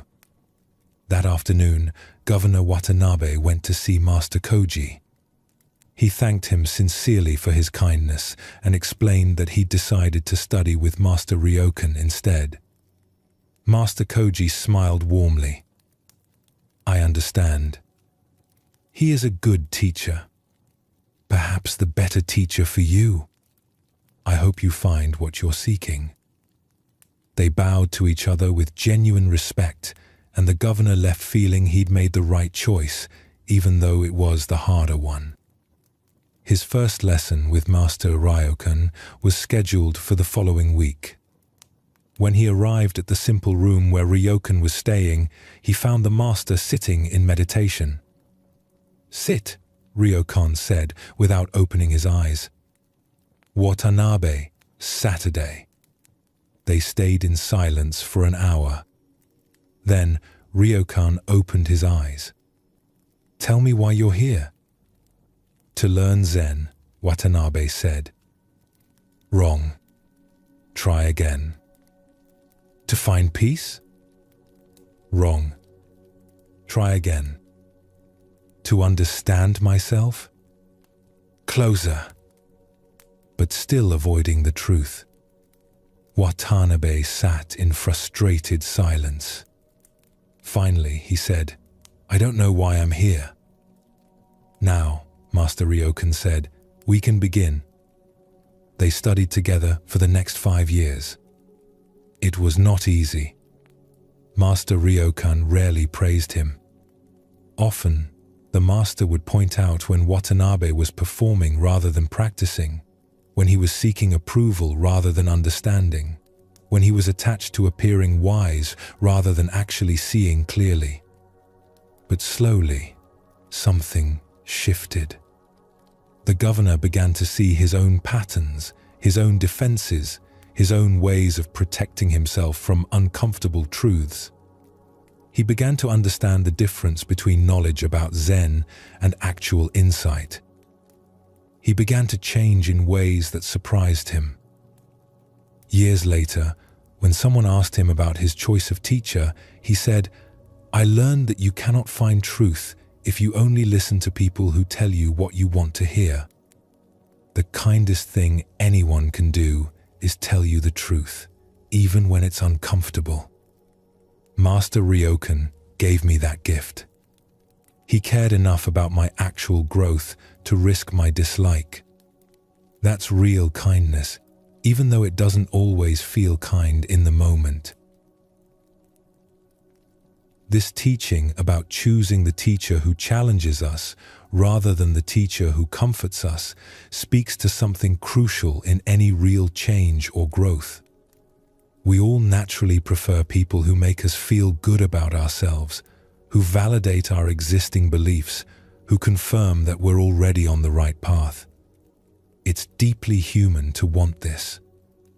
But comfort and growth often pull in opposite directions. The teacher who always agrees with us, who always sees our best qualities, who never challenges our assumptions or points out our blind spots, this teacher may make us feel good, but they won't help us see what we cannot see on our own.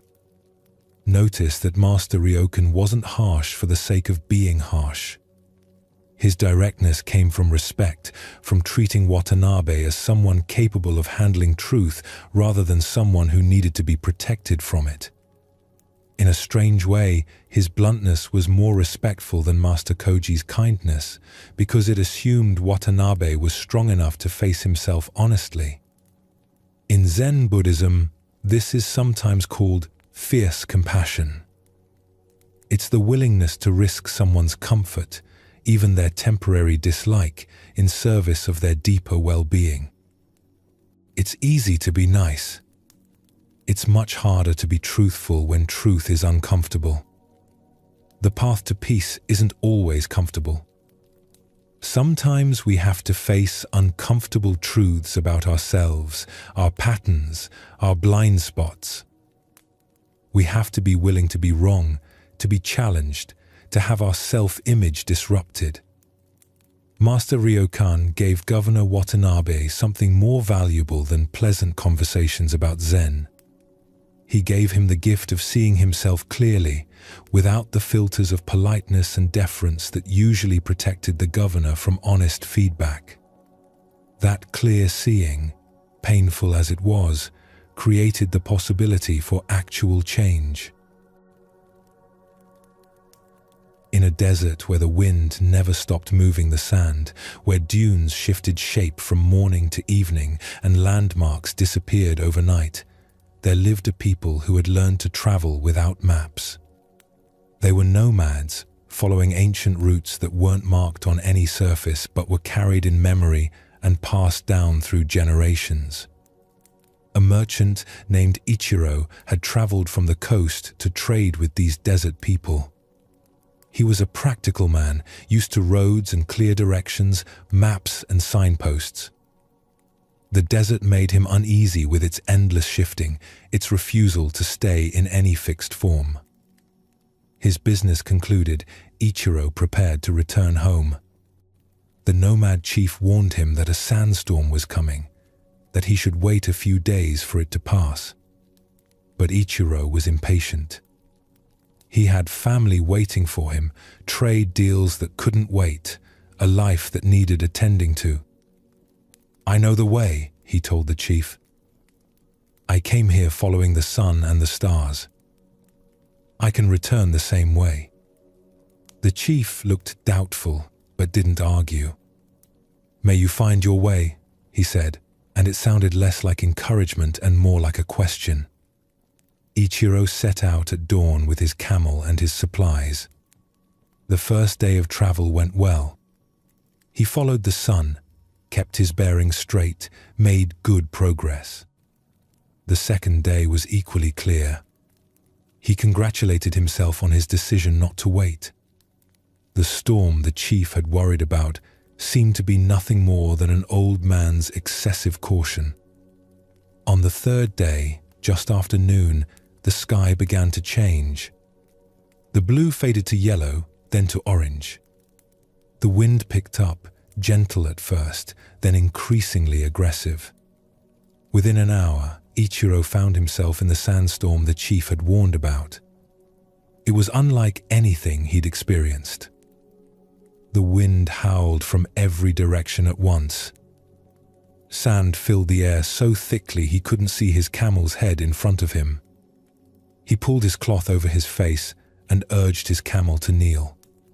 There was nothing to do but wait. The storm lasted 2 days. When it finally passed and the sky cleared to blue again, Ichiro looked around at a landscape that had completely changed. The dunes were in different positions.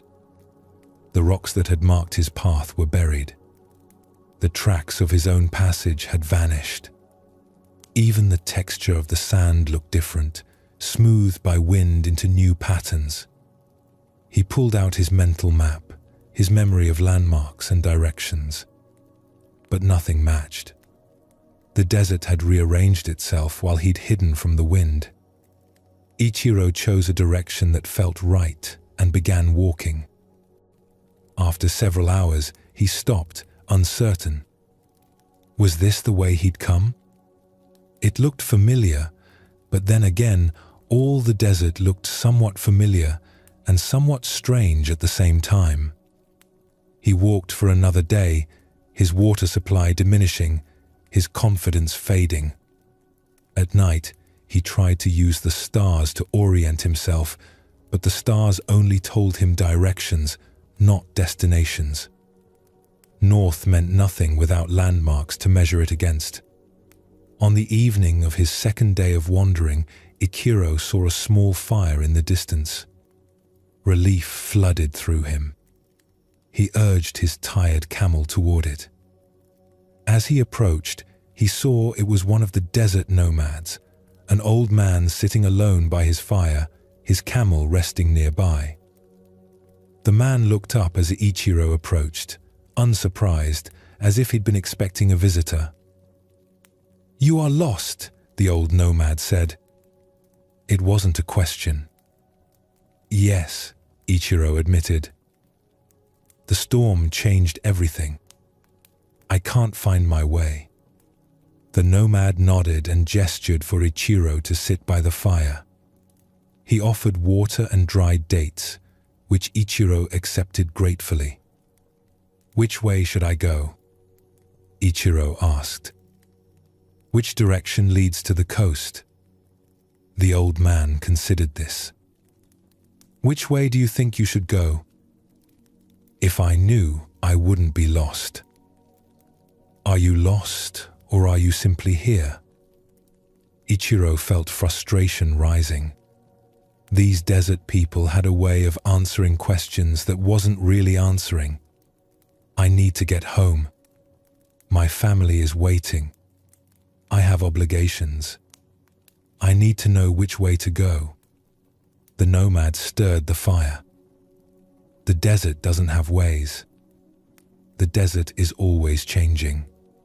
The way you came is not there anymore. The way you think you should go is based on a map that no longer exists. Then how do you find your way? How do you know where you're going?" "We don't," the old man said simply.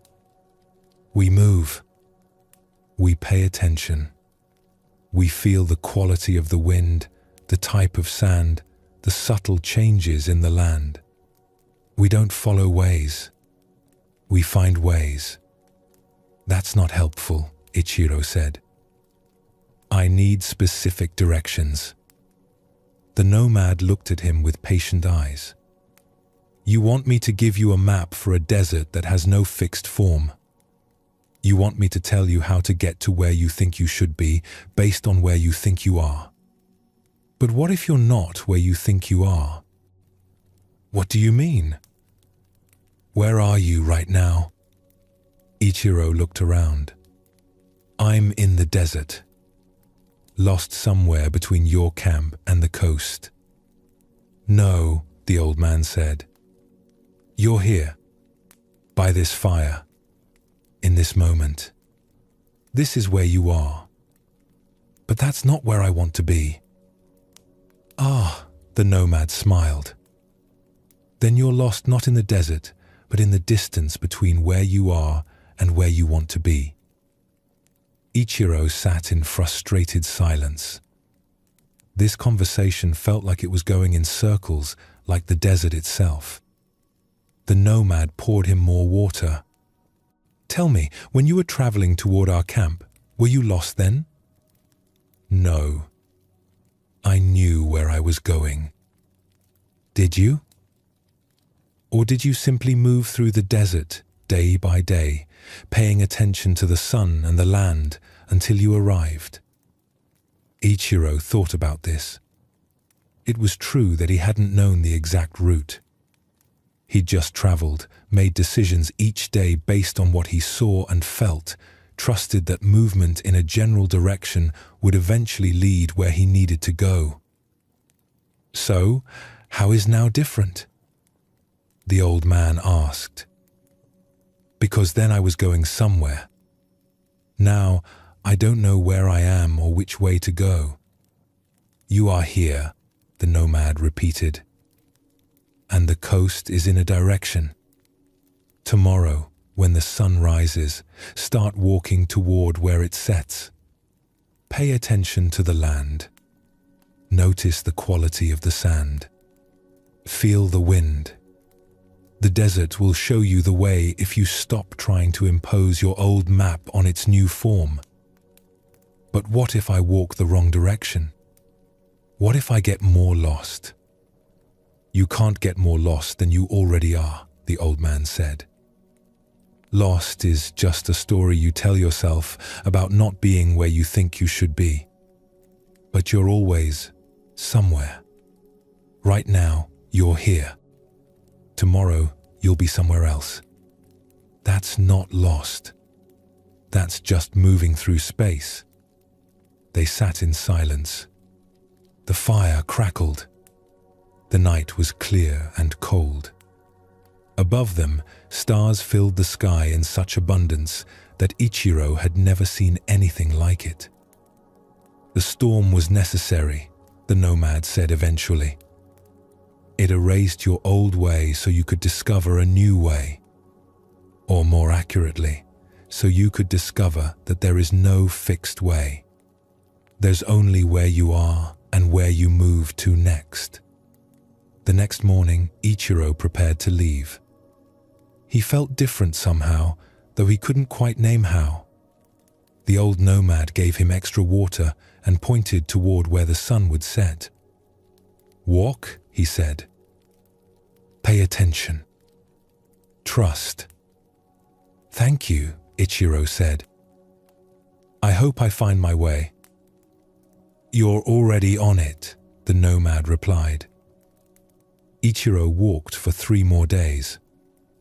He stopped trying to match what he saw to what he remembered. He stopped worrying about being lost. He just moved, paying attention to subtle signs in the landscape, following his instincts, trusting that movement would eventually lead somewhere. On the 4th day, he saw the ocean. He'd found his way not by following a map or knowing the route, but by being completely present to where he was in each moment, by letting go of his certainty about how things should be and opening himself to how things actually were. When he finally arrived home, his family asked about his journey. I got lost in the desert, he told them. And in being lost, I found something I hadn't known I was looking for. What's that? His wife asked. That being lost is just another way of being somewhere. That not knowing where you are is sometimes the most honest relationship you can have with where you are. This teaching about being lost speaks to something we all experience but rarely examine. We navigate our lives with maps, plans, expectations about where we should be and how to get there. When reality doesn't match our maps, we feel lost, disoriented, anxious. We believe something has gone wrong. But what if being lost is simply being present to reality as it is, rather than as we think it should be? What if the feeling of being lost comes not from actually being in the wrong place, but from the gap between our expectations and our experience? Ichiro's certainty about the way home was based on a desert that no longer existed. The storm had changed everything. His map was useless. But he didn't realize this immediately. He kept trying to match what he saw to what he remembered, kept trying to force the new landscape into his old understanding. This is what made him lost. Not the changed desert, but his insistence that it should still match his memory of it. The old nomad understood something Ichiro had to learn. In a place that's always changing, certainty is a trap. The nomads didn't navigate by fixed maps. They navigated by constant attention, by reading the present moment, by trusting their ability to respond to what was actually there rather than what they expected to be there. When the nomad said, "You are here," he was offering Ichiro a profound teaching. Not that Ichiro was geographically located in a specific spot on a map, but that his actual experience, his actual reality, was right here, right now. The coast might be days away, but that distance only existed as an idea. What actually existed was this fire, this moment, this awareness of being alive in a vast desert under infinite stars. We spend so much energy trying to figure out where we are in relation to where we think we should be. Am I on the right path? Am I making progress? Am I where I should be at my age, in my career, in my relationships, in my life? These questions assume there's a fixed map, a right way, a place we're supposed to be. But what if life is more like the desert after the storm? Always changing, never fixed, impossible to navigate with old maps. What if the feeling of being lost is just what it feels like to be alive in a reality that refuses to match our expectations? The nomads knew this. They couldn't know where they were going in any absolute sense. But they knew how to be where they were. They knew how to read the present moment, to feel the wind, to notice the quality of the sand, to move with attention and trust rather than with certainty and control. This is what the Zen teaching of not knowing offers us. Not the anxiety of being lost, but the freedom of being here, fully present to what is, responding to reality rather than trying to force reality to match our expectations.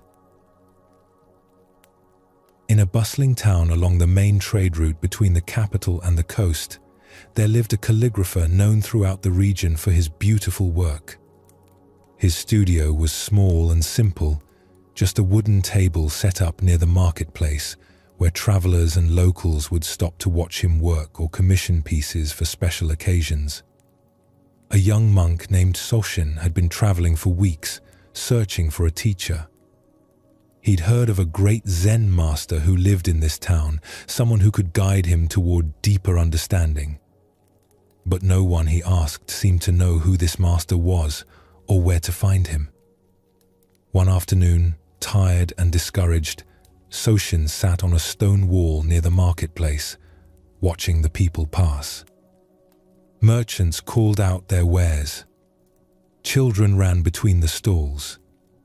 The smell of grilling fish and fresh bread mixed with the dust from the road. His eyes settled on an old man working at a calligraphy table. The man was perhaps 70, with white hair tied back simply and hands that moved across the paper with unhurried grace. He was painting characters onto rice paper, each stroke deliberate and flowing. Soshin watched for a while, finding something peaceful in the old man's presence. Eventually, he stood up and approached the table. "Excuse me, elder," Soshin said, bowing respectfully. "I'm searching for a Zen master who lives in this town. I've been told he's a great teacher, but no one seems to know where I can find him. Have you heard of such a person?"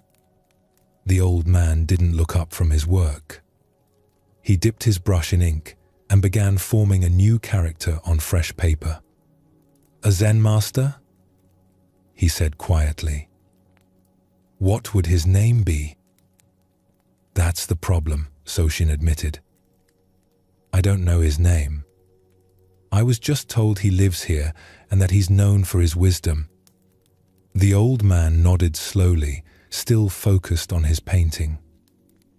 "I've lived in this town a long time, but I don't recall meeting anyone who calls themselves a Zen master.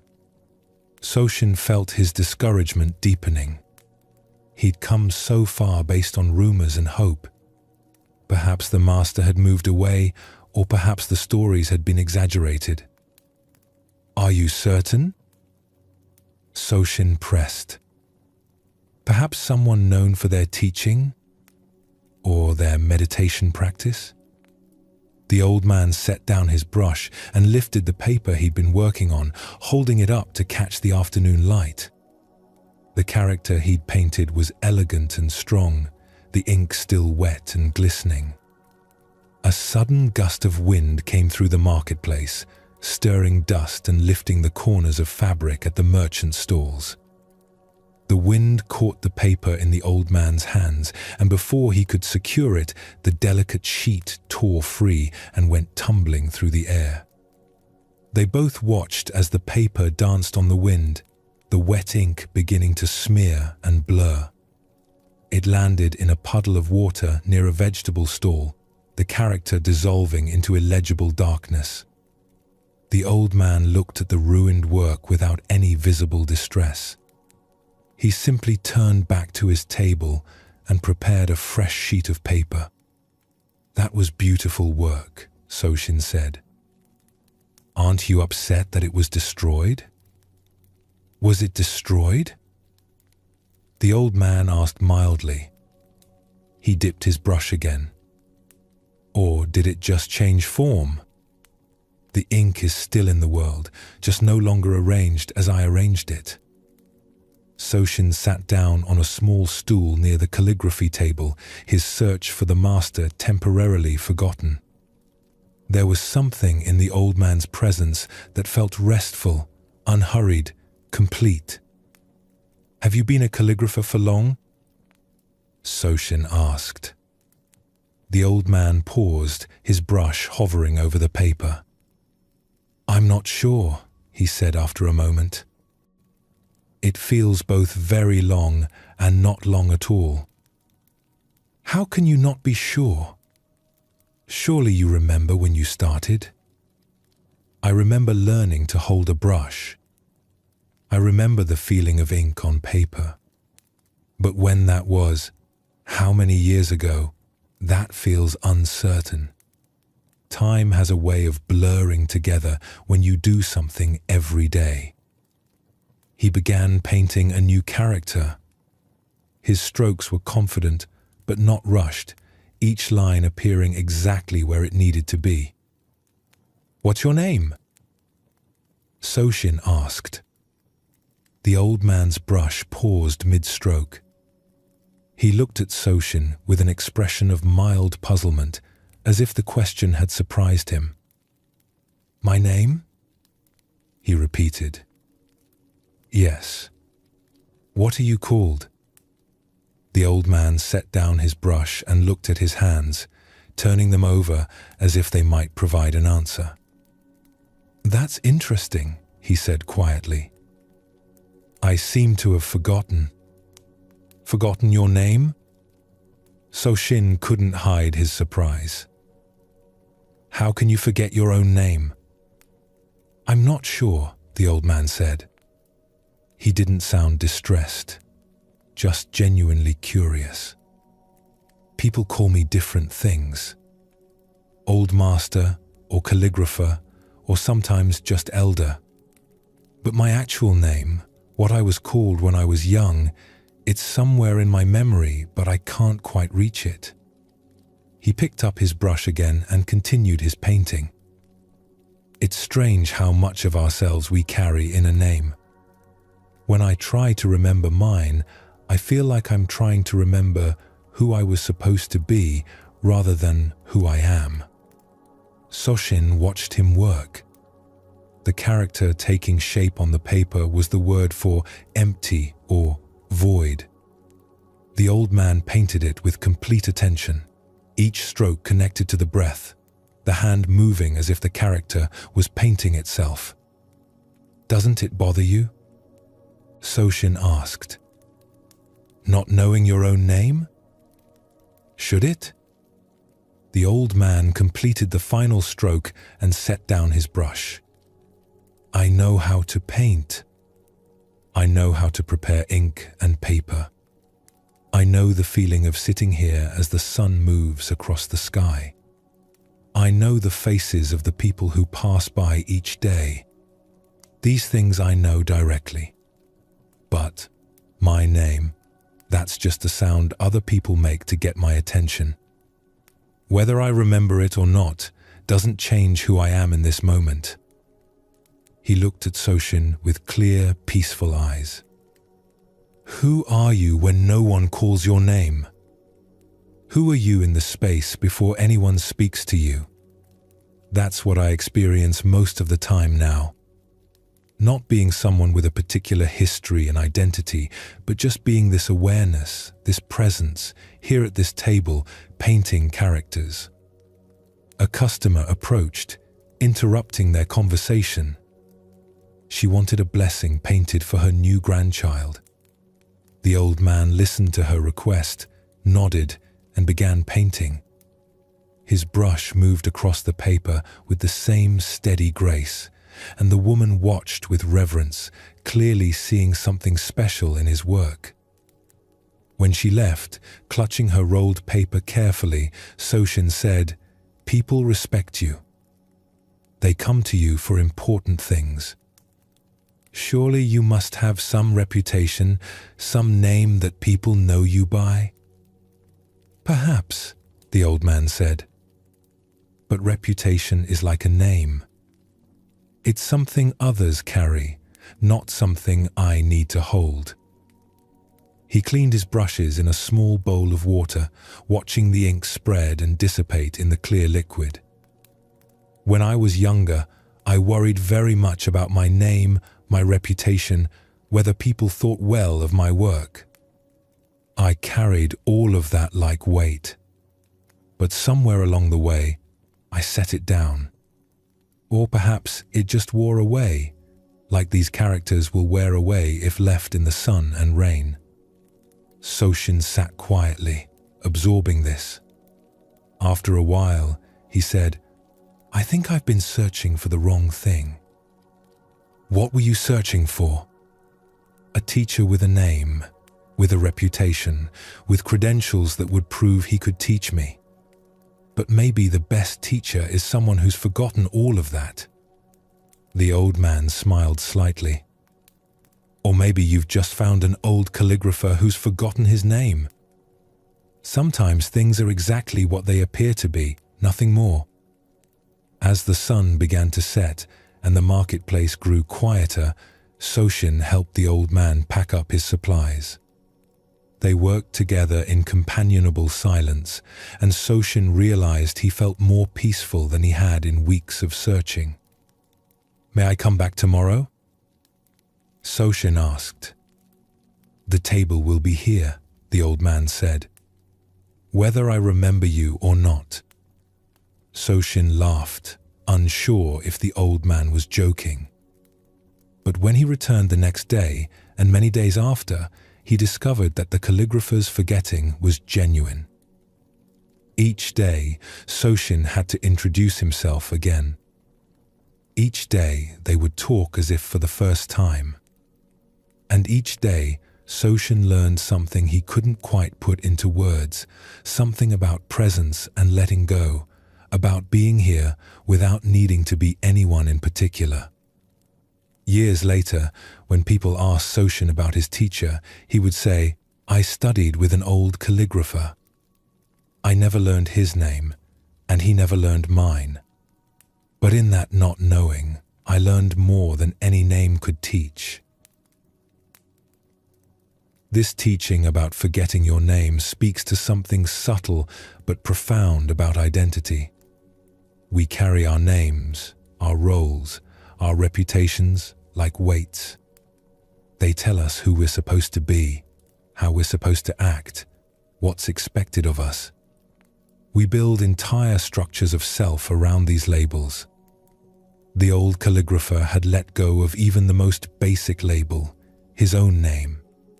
Not through effort or practice, but through a natural process of releasing what wasn't necessary. He didn't need to know his name to paint beautifully. He didn't need a reputation to be present to each moment. He didn't need identity to be aware, to breathe, to exist. Notice that his forgetting wasn't a loss. He hadn't become less capable or less present. If anything, he'd become more present because he wasn't carrying the weight of being someone in particular. Each moment was fresh. Each conversation was new. Each day was his first day sitting at that table, painting characters. In Zen Buddhism, there's a teaching about the self being empty, not meaning we don't exist, but meaning we're not the fixed, solid thing we think we are. The self is more like a river than a rock, always flowing, always changing, never actually the same from one moment to the next. The name, the identity, the story we tell about who we are, these are like trying to capture the river in a photograph. The photograph might be useful, but it's not the river. When Soshin asked, "Doesn't it bother you?" the calligrapher responded with his own question, "Should it?" This points to something important. We assume forgetting who we are would be distressing because we believe our identity is essential to our existence. But what if it's not? What if who we are in this moment, in this immediate experience, is enough? Consider what you might discover if you forgot your name, not literally, but in the sense of releasing your attachment to being someone in particular. What would remain? What would you lose? And might what remains be more real, more present, more alive than the identity you've been carrying? In a province known for its artists and craftspeople, there was a painter who had gained recognition for the extraordinary simplicity of his work. His name was Sato, and people traveled from distant cities to watch him paint or to commission pieces for their homes.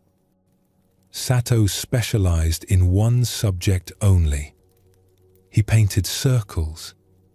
Just circles. Nothing else. No landscapes, no portraits, no complex scenes. Only circles, painted with a single brushstroke in black ink on white paper. A wealthy lord named Takamori had heard of this painter and wanted to own one of his works. Takamori was a collector, and his mansion walls were covered with expensive paintings from famous artists. He believed that owning a Sato original would be the crown of his collection. He sent a messenger to Sato's studio with a generous payment and a request for the painter's finest work. The messenger returned the next day with a rolled piece of paper, which Takamori eagerly unrolled on his viewing table. The painting showed a single circle, painted in bold black ink. The brushwork was masterful, the lines strong and confident, flowing with perfect rhythm. But something was wrong. The circle wasn't finished. Just before the line would have connected with its beginning, just before the circle would have been complete, the brush had lifted. There was a gap, a small opening, a space where the ending should have met the beginning. Takamori stared at this gap with growing irritation. He'd paid good money for a finished painting, not this incomplete sketch. He called for his steward. "Take this back to the painter," he said. "Tell him I paid for a finished work. This circle has a gap. He forgot to complete it." The steward took the painting back to Sato's studio.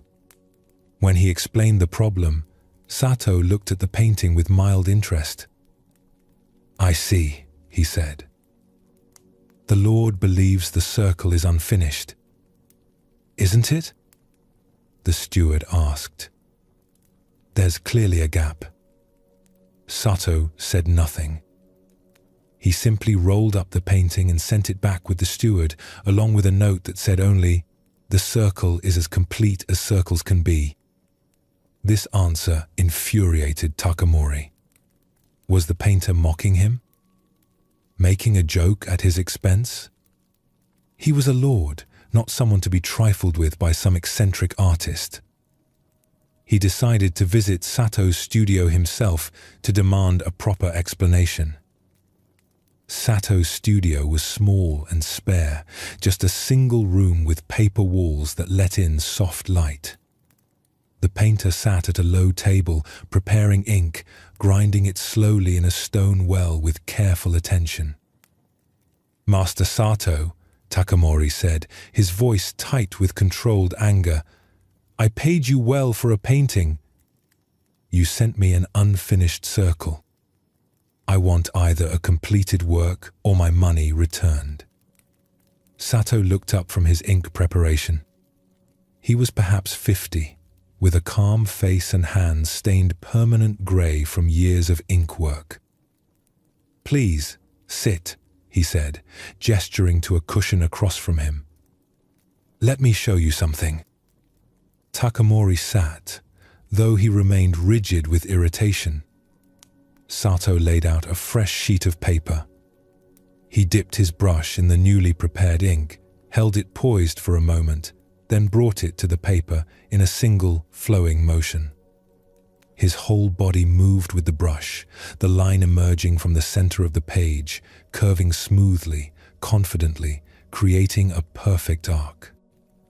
And then, just before the line would have completed the circle, he lifted the brush. Another incomplete circle. "You see?" Takamori said. "You did the same thing. You stopped before finishing." "Did I?" Sato asked. He laid out another sheet of paper and painted another circle, again stopping just before completion.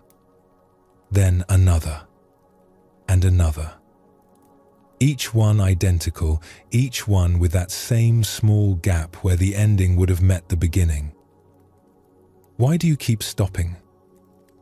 Takamori demanded. "Why not complete even one circle?" Sato set down his brush. "When does a circle become complete?" "When it closes. When the line connects with itself." "And then what?" Takamori frowned. "What do you mean, and then what?" "Then it's a circle. A finished thing. Perfect and complete." Sato nodded slowly. "A finished thing. Perfect and complete. Nothing left to do. Nowhere left to go. Is that what you want?" "That's what a circle is," Takamori said, feeling his certainty beginning to waver somehow. "Is it?" Sato gestured toward the window where a cart was rolling past on the road outside. "Look at that wheel. Is it complete?" "Of course. It's a circle. And yet it keeps turning. If it were truly complete, truly finished, would it move?" Takamori opened his mouth to argue, then stopped. He looked at the wheel, at its constant rotation, its endless movement.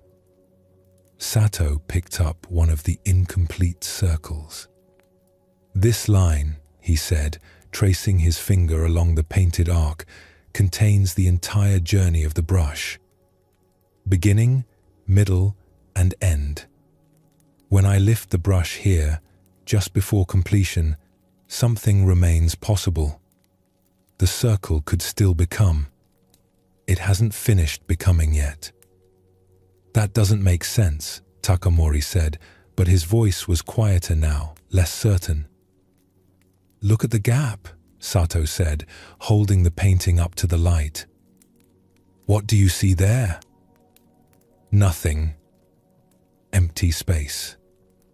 "Exactly. And is that nothing part of the circle or separate from it?" Takamori studied the gap. It was small, just a finger's width of white paper between where the line ended and where it began. But now that he looked at it, he couldn't quite separate the gap from the rest of the circle.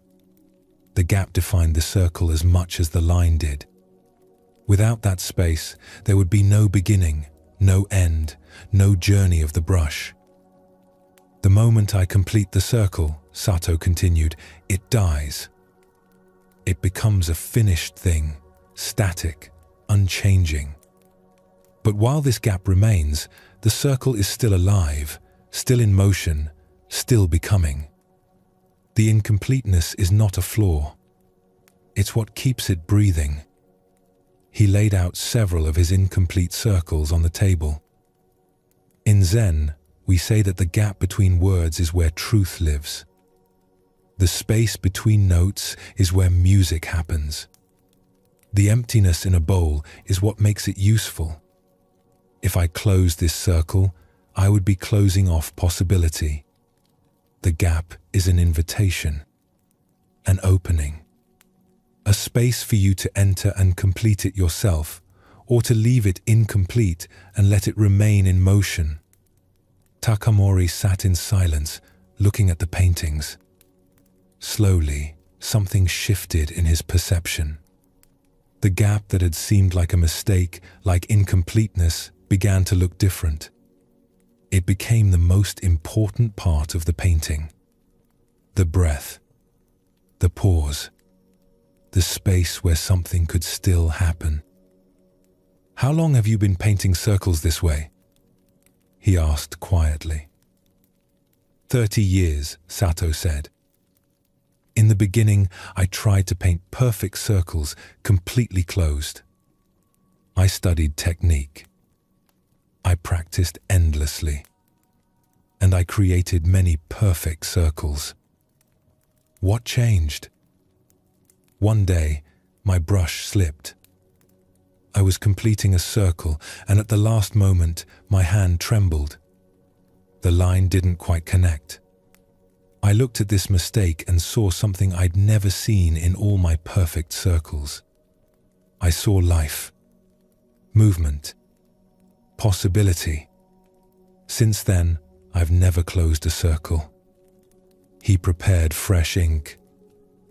Every complete thing is already dead. Every finished thought is already old. Every closed circle is already a tomb. But this, he painted another arc, lifting his brush just before completion. This is still alive. Takamori picked up the painting Sato had originally sent him. He looked at it with new eyes. The gap that had irritated him now seemed like the painting breathing, like space for his own experience to enter and participate. "I understand now," he said. "Or at least, I'm beginning to. May I keep this painting?"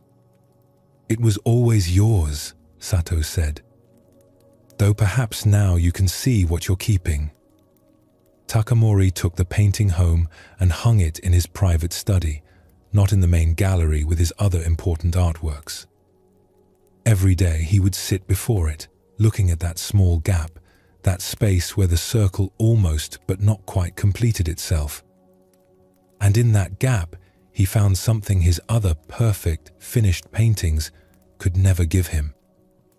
He found an opening, a breath, a space for his own awareness to rest. Years later, visitors to his home would ask about the painting.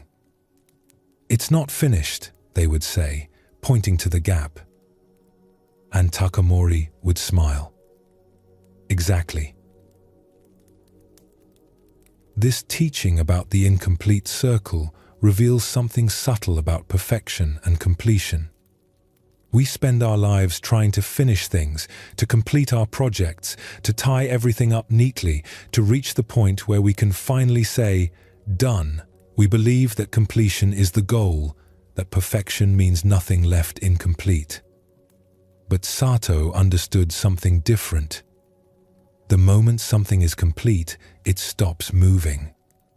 It becomes fixed. It closes off possibility. The incomplete circle remains open, alive, in motion. The gap is not a flaw. It's breath. In Zen Buddhism, there's a concept called mu, which points to emptiness or nothingness, not as absence but as potential. The gap in Sato's circles is this kind of emptiness. It's not missing something. It's making space for something. Space for the viewer to participate. Space for the circle to continue its journey. Space for life to move through. Notice how Takamori's response changed when he stopped seeing the gap as a mistake. The same painting that had irritated him became something he treasured, not despite its incompleteness, but because of it. His perception shifted. The flaw became the feature. The gap became the gift. What in your life are you judging as incomplete or imperfect that might actually be exactly as it needs to be? What gaps are you trying to close that might be better left open? What incompleteness are you fighting against that might be inviting you to see differently? The brush that lifts before completing the circle trusts that the gap has its own completeness. The circle is finished not when it closes, but when the painter knows it has said what it came to say. Sometimes what it comes to say is, stay open, keep breathing, remain in motion, don't close off too soon. As you rest tonight, notice the gaps in your own experience. The space between thoughts, the pause between breaths, the moments of not knowing between one certainty and the next. These gaps are not failures. They're openings. They're where life continues to move, where possibility remains alive, where the circle of your awareness keeps turning without ever quite closing itself off from the mystery of what comes next. In the high mountains where the air grows thin and the world falls away, there lived a man who had spent many years seeking truth. His name was Tetsuya, and he had traveled to distant temples, sat with renowned masters, and meditated beneath ancient trees until his legs grew numb and his back ached with the stillness. One morning, as the first light touched the mountain peaks, Tetsuya opened his eyes and understood. It was not a dramatic moment. There was no flash of lightning, no voice from the heavens. Simply a quiet recognition, like remembering something he had always known but had forgotten in the noise of searching. He sat for a while longer, watching the way the light moved across the valley below. Then he stood, gathered his few belongings, and began the long walk back to his village. The path down the mountain was familiar.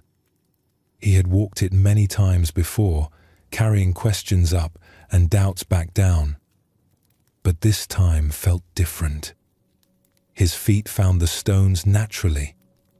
His breath moved easily. The weight he had carried for so long had somehow lifted, though he could not say exactly when or how.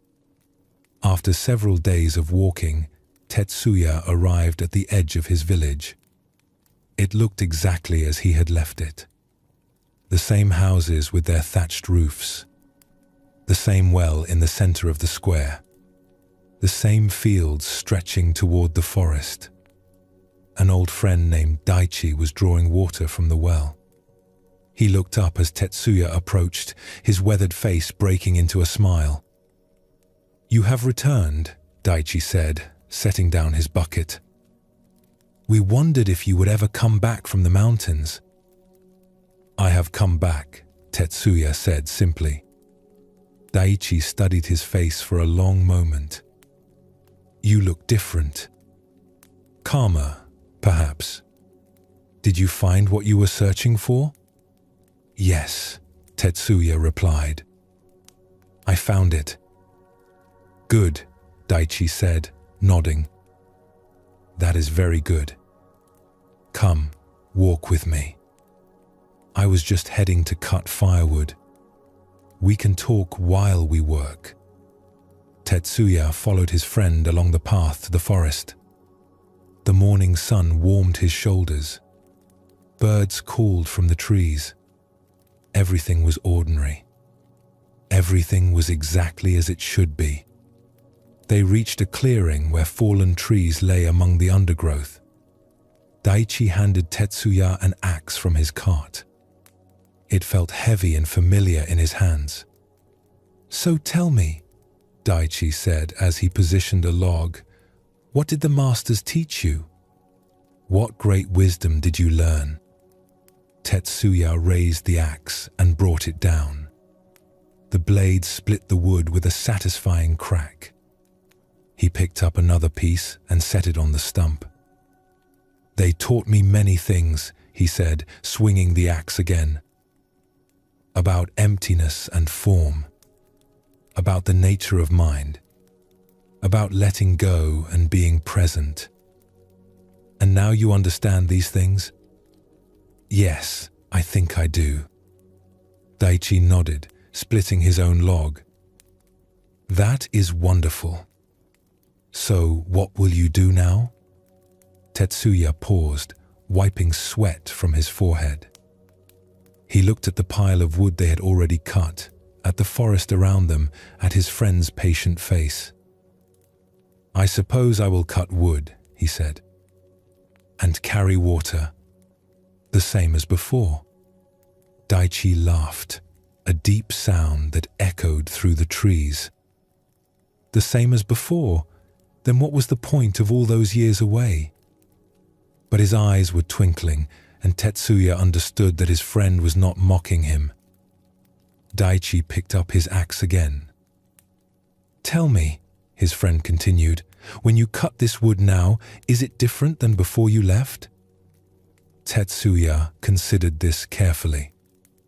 He raised his axe and brought it down, feeling the weight of it, the resistance of the wood, the sound of the split, the smell of fresh timber. He had done this same action hundreds of times before leaving for the mountains. Thousands of times, perhaps. "The wood is the same," he said slowly. "The axe is the same. My hands are the same. Then what has changed?" Tetsuya set down his axe and looked at his palms. They were the same hands that had gripped this axe years ago. The same calluses, the same scars from old cuts. "Before," he said, "when I cut wood, my mind was always somewhere else. I was thinking about what I needed to do next, worrying about whether I had enough wood for winter, wishing I was doing something more important, something more meaningful." He picked up another log and placed it carefully on the stump. "Before, I cut wood in order to be finished cutting wood. I carried water in order to be done carrying water. Everything was a task to complete, so I could move on to something else. And now?" Tetsuya raised the axe and brought it down. The blade sank deep into the wood, splitting it cleanly. "Now I am just cutting wood," he said. "Just this. Nothing more, nothing less." They worked together in silence for a while. The sun rose higher. The pile of split wood grew. Sweat soaked through their robes. It was hard work. It had always been hard work. But Tetsuya found himself smiling. Later, as they loaded the wood onto the cart, Daichi spoke again. "Do you remember old Master Fumio from the village?" "Of course. He passed away while I was in the mountains." "Yes. Do you know what he used to say?" Daichi secured the last bundle of wood with rope. "He used to say that before he studied Zen, mountains were mountains and rivers were rivers. Then, when he began studying Zen, mountains were no longer mountains and rivers were no longer rivers. But after many years of study, mountains were once again mountains and rivers were once again rivers."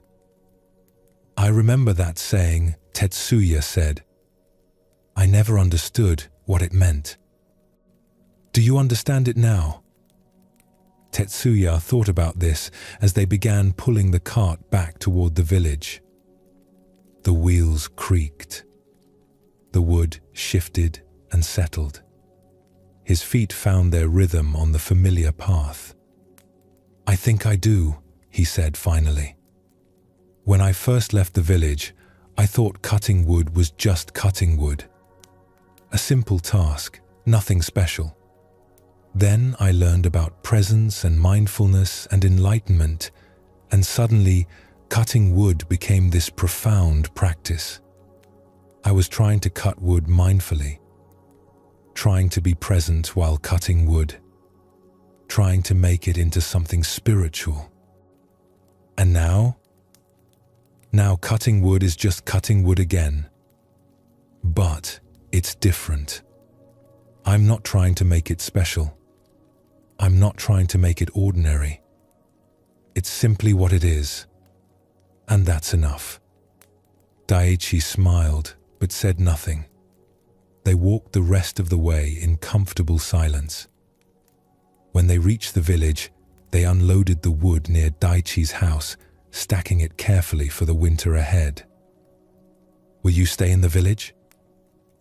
Daiichi asked when they finished. "Or will you go back to the mountains?" Tetsuya looked around at the familiar houses, the well, the fields. He could hear children playing somewhere nearby. Smell bread baking. Feel the solid earth beneath his feet. "I will stay," he said. "The mountains taught me what I needed to learn. But life is here. The wood still needs cutting. The water still needs carrying. The fields still need tending. These things have not changed. But you have changed. Perhaps. Or perhaps I have simply returned to what I always was, beneath all the seeking and striving." That evening, Tetsuya drew water from the village well. The bucket was heavy as he pulled it up, hand over hand. The rope was rough against his palms. The water sloshed and sparkled in the fading light. He had drawn water from this same well countless times in his youth. Back then, it had been just another chore. Something to get done quickly so he could move on to more interesting things. During his time in the mountains, he had sometimes thought about these simple tasks with a kind of nostalgia, imagining them as profound practices he had been too blind to appreciate. But now, drawing water from the well, he was doing neither of those things. He was not rushing through a chore. He was not turning it into a spiritual practice. He was simply drawing water. His hands pulled the rope. The bucket rose. The water poured into his jar. That was all. That was everything. A young boy from the village approached, carrying his own bucket. "Master Tetsuya," the boy said shyly. "They say you have returned from the mountains, that you have become enlightened." Tetsuya smiled. "I have returned from the mountains, yes. Will you teach me what you learned?" Tetsuya handed the boy the rope. "Draw water from the well," he said. The boy looked confused, but did as he was told. He threw the bucket down and began pulling it back up. "Now what?" The boy asked when his bucket was full. "Now carry it home," Tetsuya said. "Carefully, so you don't spill any." "But that's all?" "That's all." The boy stood there, clearly expecting something more profound. Tetsuya understood. He had once been the same way, always seeking the hidden meaning, the secret teaching, the special practice that would unlock understanding. "When you carry the water," Tetsuya said gently, "just carry the water. When you eat your dinner, just eat your dinner. When you sleep, just sleep. This is the whole teaching. The boy nodded slowly, though the confusion had not entirely left his face. He bowed and walked away, carefully balancing his bucket. Tetsuya picked up his own jar and headed home. The water was heavy. His arms grew tired. These were simple facts, neither good nor bad. Tomorrow, he would cut more wood, draw more water, tend the fields. His life would be filled with these ordinary tasks. And in each one, if he remained present, if he stayed awake to the simple reality of what was happening, there would be nothing to seek, nothing to achieve, nowhere else to be. The mountains had taught him how to be present. But it was here, in the village, doing these simple things, that he would actually live that presence. This was what he had been seeking all along. Not something extraordinary. Not some special state of consciousness. Just this. The world as it is. Life as it happens. One moment, then another, then another. As Tetsuya walked, the sun touched the horizon, painting the sky in shades of orange and pink. He had seen many sunsets in the mountains. This one was no different, and yet completely unique. Like every moment, it would never come again. He smiled, feeling the weight of the water jar against his hip, the solid ground beneath his feet, the cool evening air on his skin. He was home.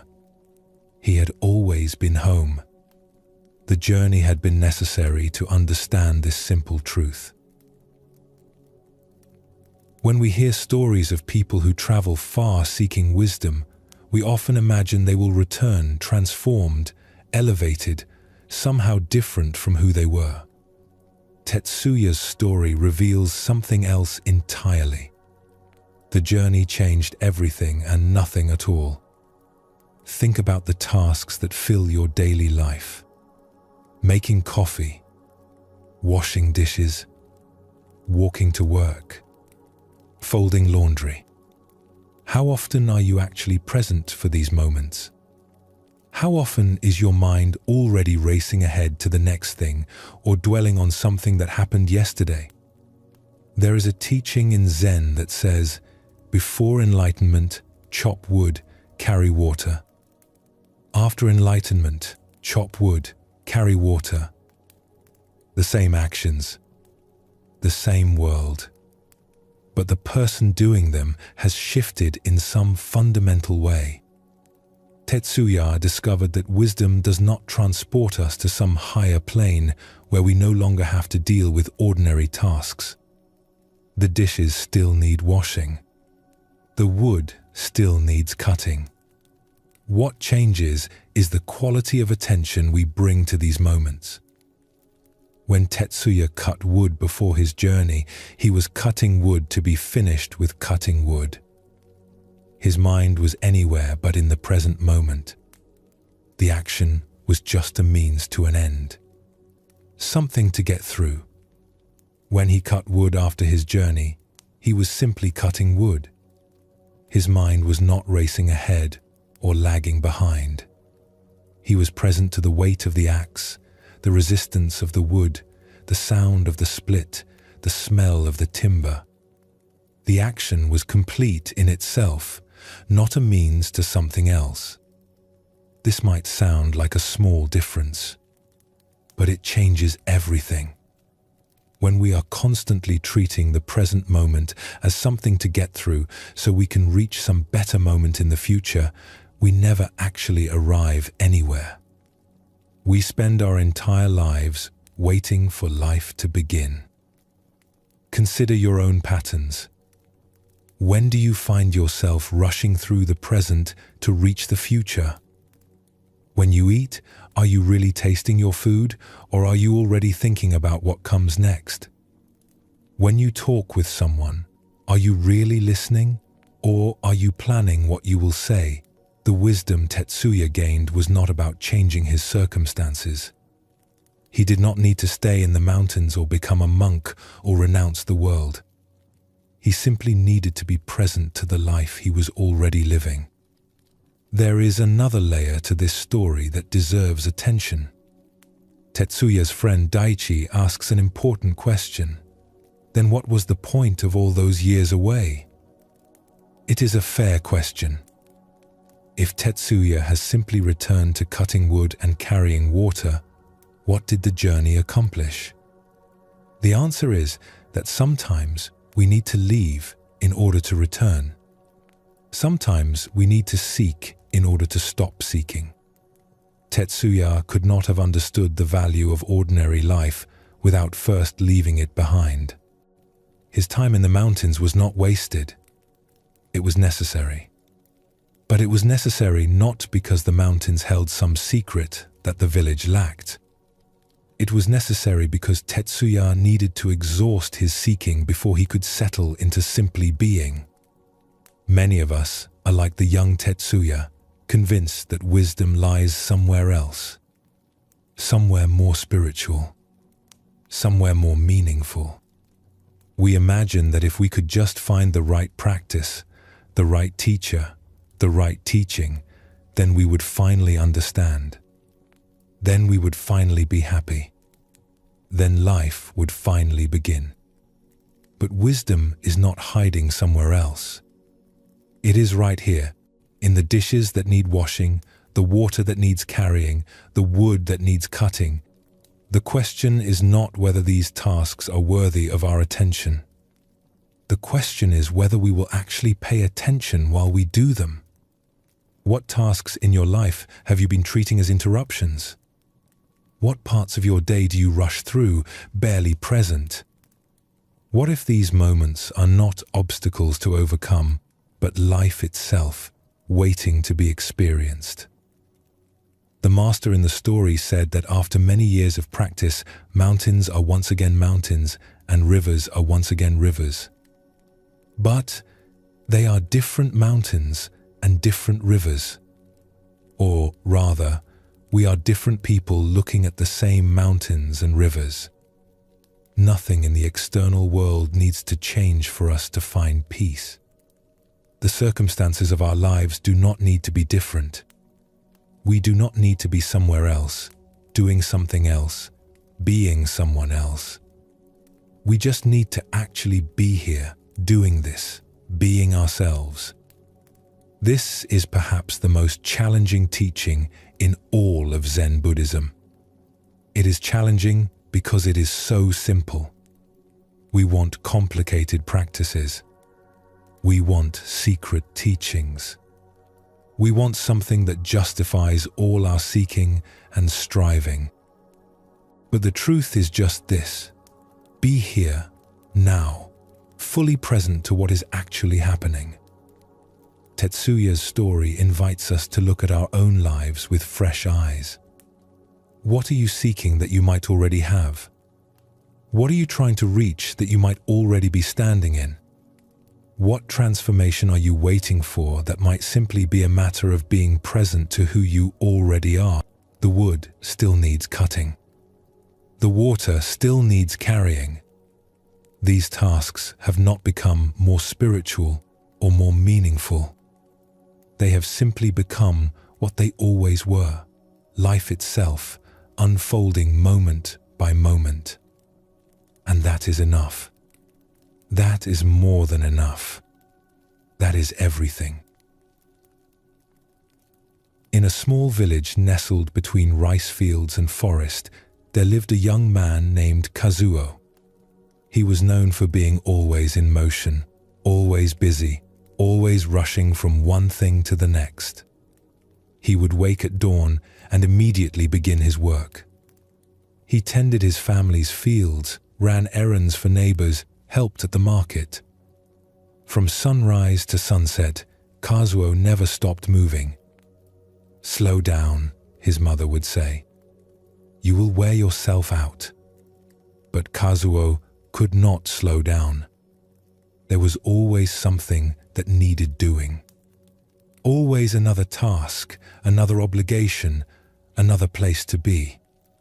He moved through his days like a stone rolling down a hill, gathering speed, unable to stop. One morning, Kazuo needed to deliver a message to a merchant in the next village. The message was urgent, or so he believed. Everything seemed urgent to Kazuo. He saddled his horse quickly, not bothering to check the straps properly, not taking time to speak to the animal or prepare it properly for the journey. As soon as he mounted, the horse began to move. Kazuo had barely settled into the saddle before the animal broke into a trot, then a canter, then a full gallop. The wind whipped past his face. The road blurred beneath the pounding hooves.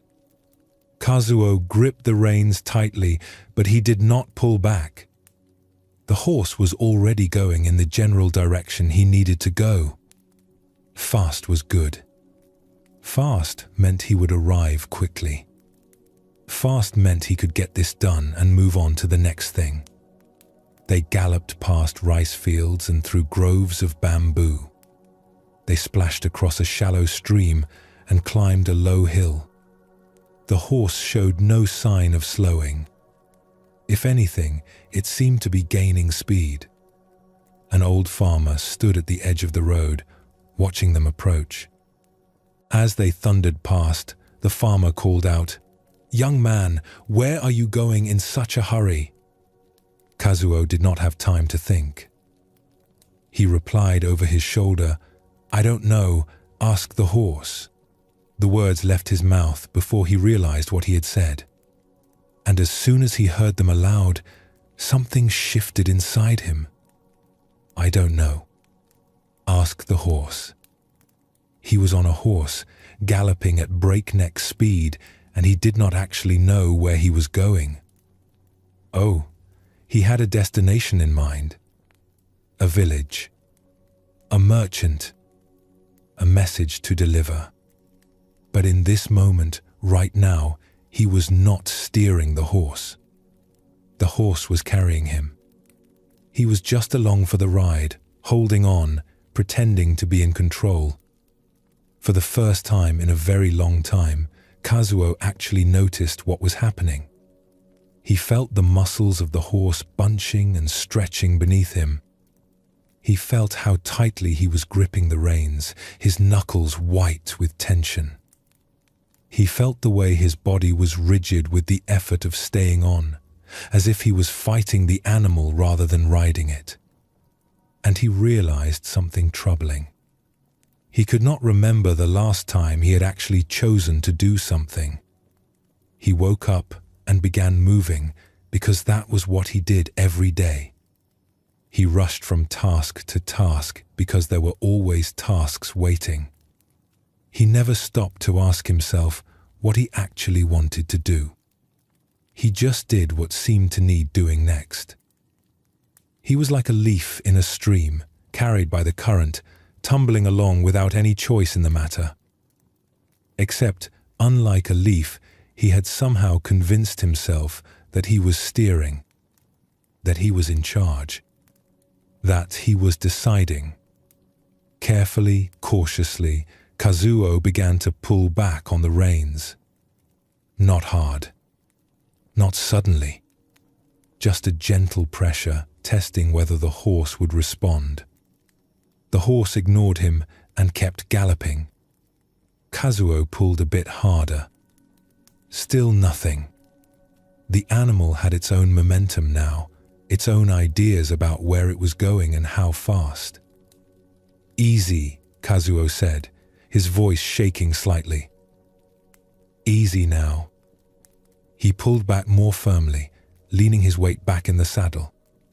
Finally, reluctantly, the horse began to slow. From a gallop to a canter. From a canter to a trot. From a trot to a walk. And then, finally, they stopped. Kazuo sat on the horse in the middle of the road. His heart was pounding. His hands were trembling. The horse stood quietly beneath him, flanks heaving, steam rising from its coat in the cool morning air. How long had it been since he had stopped like this? Just stopped. Not because he had arrived somewhere. Not because a task was finished. Just stopped. He looked around. He had no idea where he was. The road stretched behind him and ahead of him. Fields on either side. A mountain in the distance. It could have been anywhere. He had been so focused on getting somewhere, getting things done, keeping up with everything that needed doing, that he had stopped noticing where he actually was. He was always leaning forward into the next moment, never present to this moment. Slowly, Kazuo dismounted. His legs felt shaky as his feet touched the ground. The horse turned its head to look at him, as if asking what happened to all that urgency. "I'm sorry," Kazuo said to the animal, running his hand along its neck. "I wasn't paying attention. I wasn't really choosing. I just got on and let you run." The horse exhaled a long, slow breath. They stood together in the quiet of the road. Kazuo realized he was thirsty. When had he last stopped for water? He realized he was tired. When had he last rested without feeling guilty about it? He realized he did not actually care about delivering this message urgently. It could wait. Most things could wait. What could not wait was this, the need to actually be present to his own life. The need to stop pretending that rushing through everything was the same as living. He led the horse to a stream beside the road. While the animal drank, Kazuo cupped his hands and drank too. The water was cold and clean. He could not remember ever tasting water this clearly before. Had he always drunk so quickly, so absently, that he never actually tasted anything? They rested there for a long while. Kazuo had no idea how long. Time felt different when he was not racing against it. Eventually, he remounted the horse. But this time, he was different. He held the reins with attention, but not desperation. When he asked the horse to move, he felt it respond. Not because it had its own agenda, but because he was actually present, actually aware, actually making a choice about where they would go and how fast. They walked. Just a quiet walk along the road. Kazuo noticed everything. The way the sun filtered through the leaves. The sound of birds in the forest. The smell of earth and growing things. When had he last noticed any of this? He thought about his life. All the rushing, all the constant activity. He had thought he was being productive, efficient, responsible. But now he wondered if he had simply been avoiding something. Avoiding stillness. Avoiding silence. Avoiding the questions that arise when you stop moving long enough to ask them. What did he actually want? Not what he thought he should want. Not what others expected of him. But what did his own heart desire? He did not know.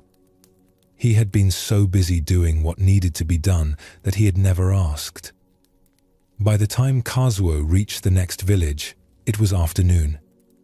The merchant was surprised to see him moving so slowly, so calmly. "I expected you hours ago," the merchant said. The message was urgent. "It arrived when it arrived," Kazuo said. He delivered the message, received the reply, and prepared to ride back home. But before mounting his horse, he paused. He checked the saddle properly this time. He spoke to the animal, letting it know what he intended. He took a moment to simply breathe and arrive fully before beginning the journey home. The ride back was different from any ride he had ever taken. He was not racing. He was not letting the horse carry him wherever it wanted to go. He was riding. Actively, consciously, presently riding. He chose the pace. He chose when to stop and rest. He chose when to move forward. It took much longer than usual to get home. But when he arrived, he felt more rested than if he had been sleeping. Because for the first time in years, he had not been fighting himself. He had not been at war with the present moment, constantly trying to push through it to reach some imagined future. His mother looked at him strangely when he dismounted. "What happened to you?" she asked. "What do you mean?" "You look different. Calmer. Like you are actually here." Kazuo smiled. "An old farmer asked me where I was going.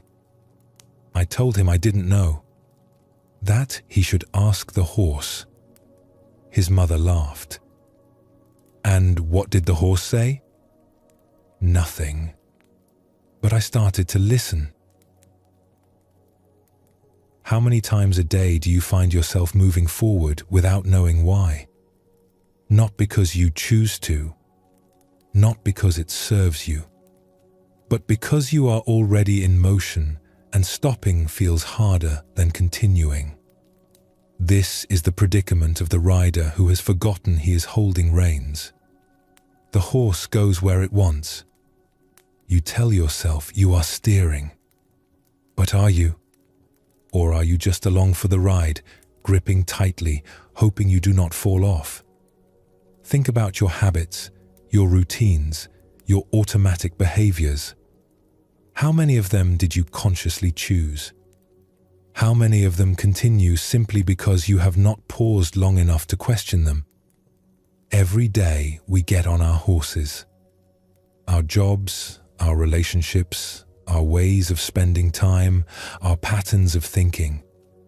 Some of these horses serve us well, but some have been carrying us places we do not actually want to go. And we have been holding on so tightly, moving so fast, that we have not noticed. The question is not whether you can stop the horse. You can. The reins are in your hands. They have always been in your hands. The question is whether you will. What would happen if you paused right now? Not later. Not when things calm down. Not when you have finished everything on your list. Right now. What would happen if you stopped, even for a moment, and asked yourself, where am I actually going? Do I want to be going there? Am I choosing this, or is this just momentum? These are not comfortable questions. It is easier to keep moving, easier to stay busy, easier to let the horse run and pretend we are steering. But at some point, if we want to live our own lives instead of being carried along by them, we have to pull back on the reins. Kazuo's moment of recognition came when he heard his own words, "I don't know." Ask the horse. Sometimes we need to hear ourselves, really hear ourselves, to recognize the truth of our situation. Listen to what you say. Listen to how you explain your choices. How often do you say, "I have to," when you actually mean, "I have chosen to," though I am not sure why? How often do you say, "I can't," when you mean, "I am afraid to"? The rider who realizes he is not steering has a choice. He can panic, which only makes things worse. Or he can breathe, settle, and begin to gently reclaim control. Not through force, not through fighting, but through presence, through attention, through conscious choice. What would it mean to take up the reins in your own life?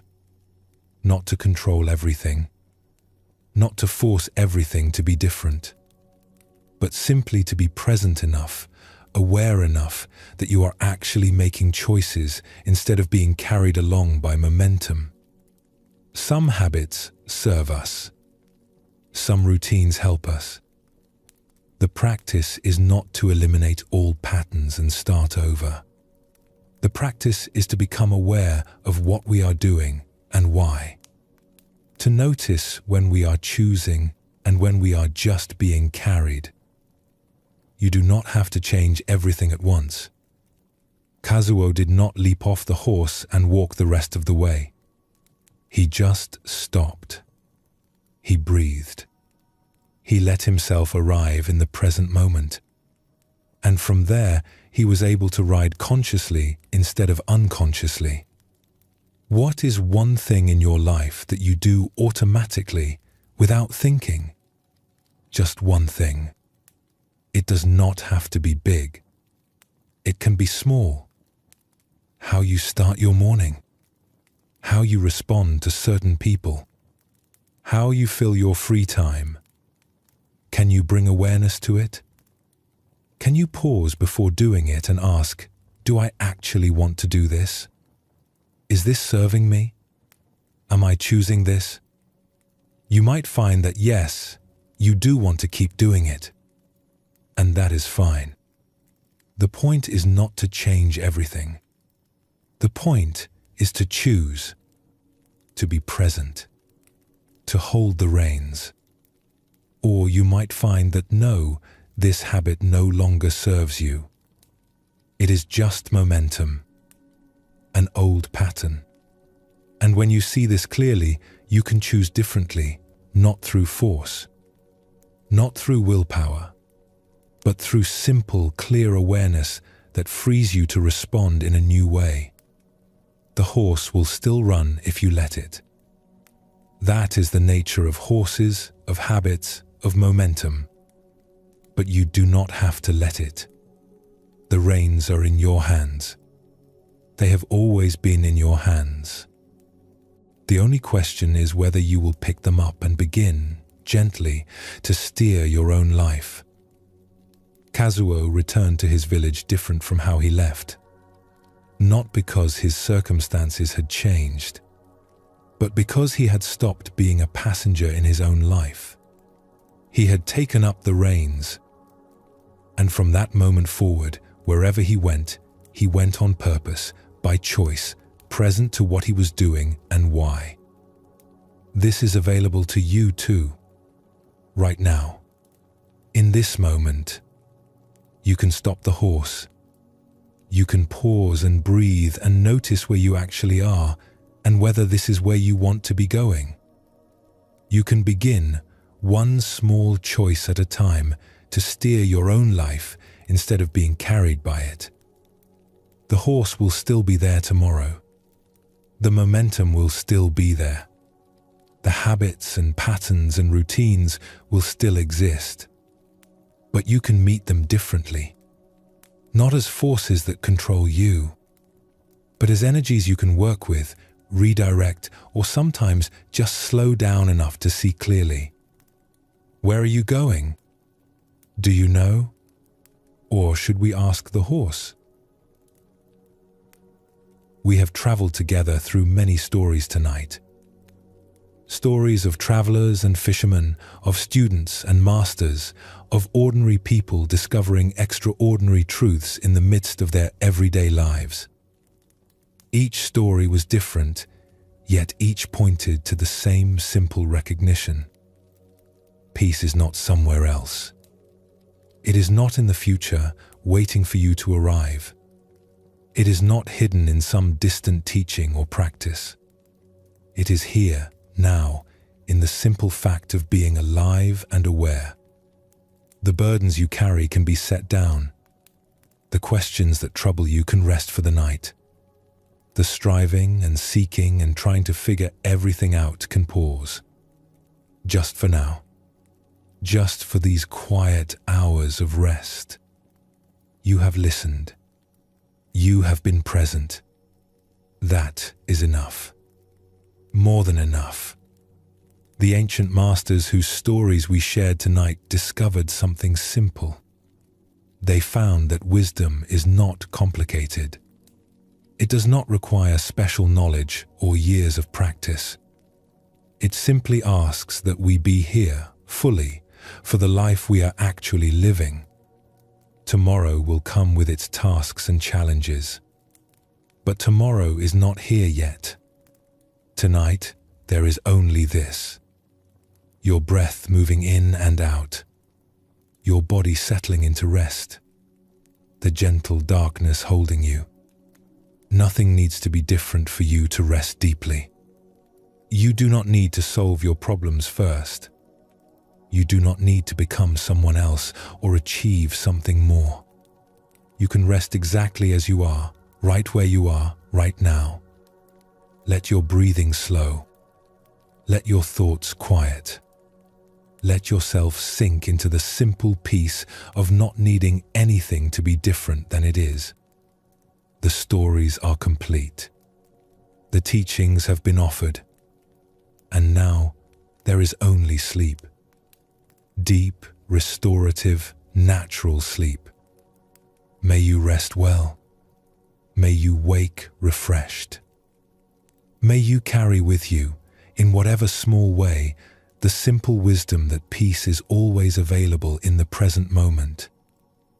The night holds you gently. There is nowhere you need to be but here. Nothing you need to understand or figure out.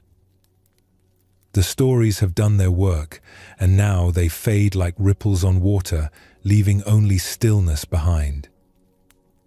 If your mind still moves, let it move. Thoughts will come and go like clouds across the sky. You do not need to stop them or follow them.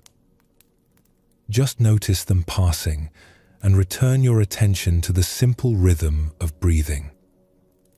In and out. Rising and falling. The breath that has been with you since your first moment and will carry you gently into sleep. The fisherman's nets have been pulled in for the night. The calligrapher's brush has been set down. The traveler has reached the monastery gates. And you, too, have arrived where you need to be. Right here. Right now. Safe and held by the darkness. There is great kindness in allowing yourself to rest. Not because you have earned it or deserve it, but simply because rest is a natural part of being alive. Like breathing. Like the turning of day into night. Sleep comes when you stop resisting it, when you soften into the present moment and trust that you can let go. Everything that needs to be done will wait until morning. Everything that needs to be solved can rest until then. For now, there is only this gentle descent into sleep. This slow releasing of the day. This quiet returning to the deep peace that is always here, beneath all our activity and worry. The old masters would say that sleep is a kind of meditation. A natural letting go that happens when we stop trying to hold on. Your body knows how to do this. It has always known. All you need to do is allow it. Trust the wisdom that lives in your bones, in your breath, in the ancient rhythms that move through you without effort. Feel the weight of your body against the surface beneath you. Notice how the earth holds you, supports you, asks nothing in return. You are held, always held, even when you forget. Even when you feel alone or lost or uncertain. The ground is still there. The breath is still moving. Life is still happening, gently, quietly, carrying you forward into rest. In this moment, there is no problem to solve. No question that demands an answer. No person you need to be or become. Just this breathing body, this aware presence, this simple fact of being alive right now. And that is enough. It has always been enough. The stories spoke of fishermen and travelers, of monks and farmers and calligraphers. But they were all speaking about you, about the journey you are on, about the burdens you carry and the peace that waits when you set them down, about the ordinary moments that hold everything sacred when we finally pay attention. Let sleep find you the way water finds its level, without effort, without striving, just a natural settling into what is already here. Your eyes are heavy or they are not. Your mind is quiet or it is not. Either way is fine.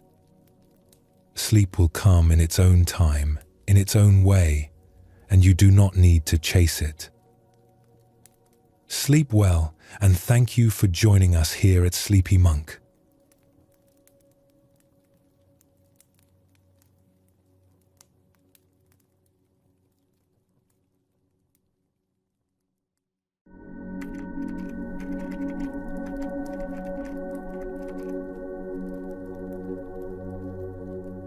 Welcome, friend, to another journey together. We're so glad to have you here. Tonight, we will explore a selection of forgotten teachings from masters of old, keys that unlock the door to profound calm and restorative sleep. If you'd like, feel free to share what time it is and where you are listening from. We will be sharing a rare collection of heart-opening Zen tales and reflect on the wisdom contained within them. Each teaching whispers a deep truth, designed to gently shift your perception of worry, restlessness, and the endless search for something more. These are not simple tales. They are living teachings passed down through generations by those who mastered the art of inner peace. They reveal a truth many of us have lost: that genuine peace is not a destination to be reached, but a way of being that can be awakened within. Tonight, you will feel the truth of these words settle deep within you. As these ancient stories unfold, you may sense a subtle transformation unfold within you. The sharp edges of the day will begin to soften. The relentless current of your thoughts will slow to a gentle stream. Without any effort, you may find yourself drifting into a state of deep clarity and profound rest. So allow yourself to settle in now. Let go of the day and feel your body grow heavy with relaxation. Take one slow, easy breath in. And as you release it, give yourself permission to receive these timeless insights, teachings that have a way of finding us exactly when we need them most. Let us begin with a story about finding wisdom in the simplest of actions. In the mountains surrounding an ancient monastery, autumn arrived with magnificent splendor. The great ginkgo tree that stood in the central courtyard became the pride of the temple, its countless fan-shaped leaves transforming into brilliant gold. Pilgrims would journey from distant villages just to witness this annual miracle, when the tree appeared to burn with celestial fire. A young monk, recently ordained and eager to demonstrate his understanding, noticed the elderly abbot sweeping beneath the tree each morning. Golden leaves drifted down constantly, covering the paths almost as quickly as they were cleared. The young monk approached his teacher with what he believed was an astute observation. "Master," he said, gesturing towards the falling leaves, "why do you sweep when the wind will only bring down more leaves? Surely this is wasted effort." The abbot continued his rhythmic sweeping, his weathered hands moving the broom with practiced grace. He offered only a gentle smile in response, saying nothing. The young monk felt certain his teacher simply hadn't grasped the futility he'd pointed out. A week later, a fierce storm arrived in the darkness before dawn. The wind howled through the mountains with unprecedented fury. When the monks emerged from their quarters the next morning, they discovered heartbreak. Every single golden leaf had been stripped from the ginkgo's branches, leaving them bare and skeletal against the grey sky. The entire courtyard lay buried beneath a thick, sodden carpet of gold. The beauty they had cherished was gone. The seasonal splendor had ended abruptly. Many monks stood in stunned silence, feeling the weight of impermanence settle heavily upon them. But there was the old abbot, broom in hand, already at work. He was not gathering the leaves for disposal, nor was he trying to restore the courtyard to its previous state. Instead, he swept gentle pathways through the golden carpet. A path to the meditation hall, a path to the well, a path to the temple gate. Each sweeping motion was deliberate and graceful, transforming the scene of loss into something unexpectedly beautiful. The paths he created made the courtyard appear to be an intentional garden of gold, more magnificent in its own way than it had been before the storm. He worked with what was present, not against it. The young monk watched in growing wonder. He realized his teacher had not been fighting the falling leaves at all. He had simply been tending to each moment as it arose, whether that meant clearing a few scattered leaves or creating beauty from apparent devastation. Without a word, the young monk found another broom and joined his master in the work. The Buddha once said, "Do not believe in anything simply because you have heard it. But after observation and analysis, when you find anything agrees with reason and is conducive to the good and benefit of one and all, then accept it and live up to it." The heart of this lesson lies in understanding the difference between futile resistance and skillful response. Why do we so often mistake meaningful action for futile effort? Zen Buddhism reveals that our minds habitually categorize activities based on their immediate, visible results. We want our efforts to produce permanent change, to solve problems once and for all. When we cannot achieve lasting control over our circumstances, we may conclude that action itself is pointless. But this perspective misses the deeper purpose of engaged practice.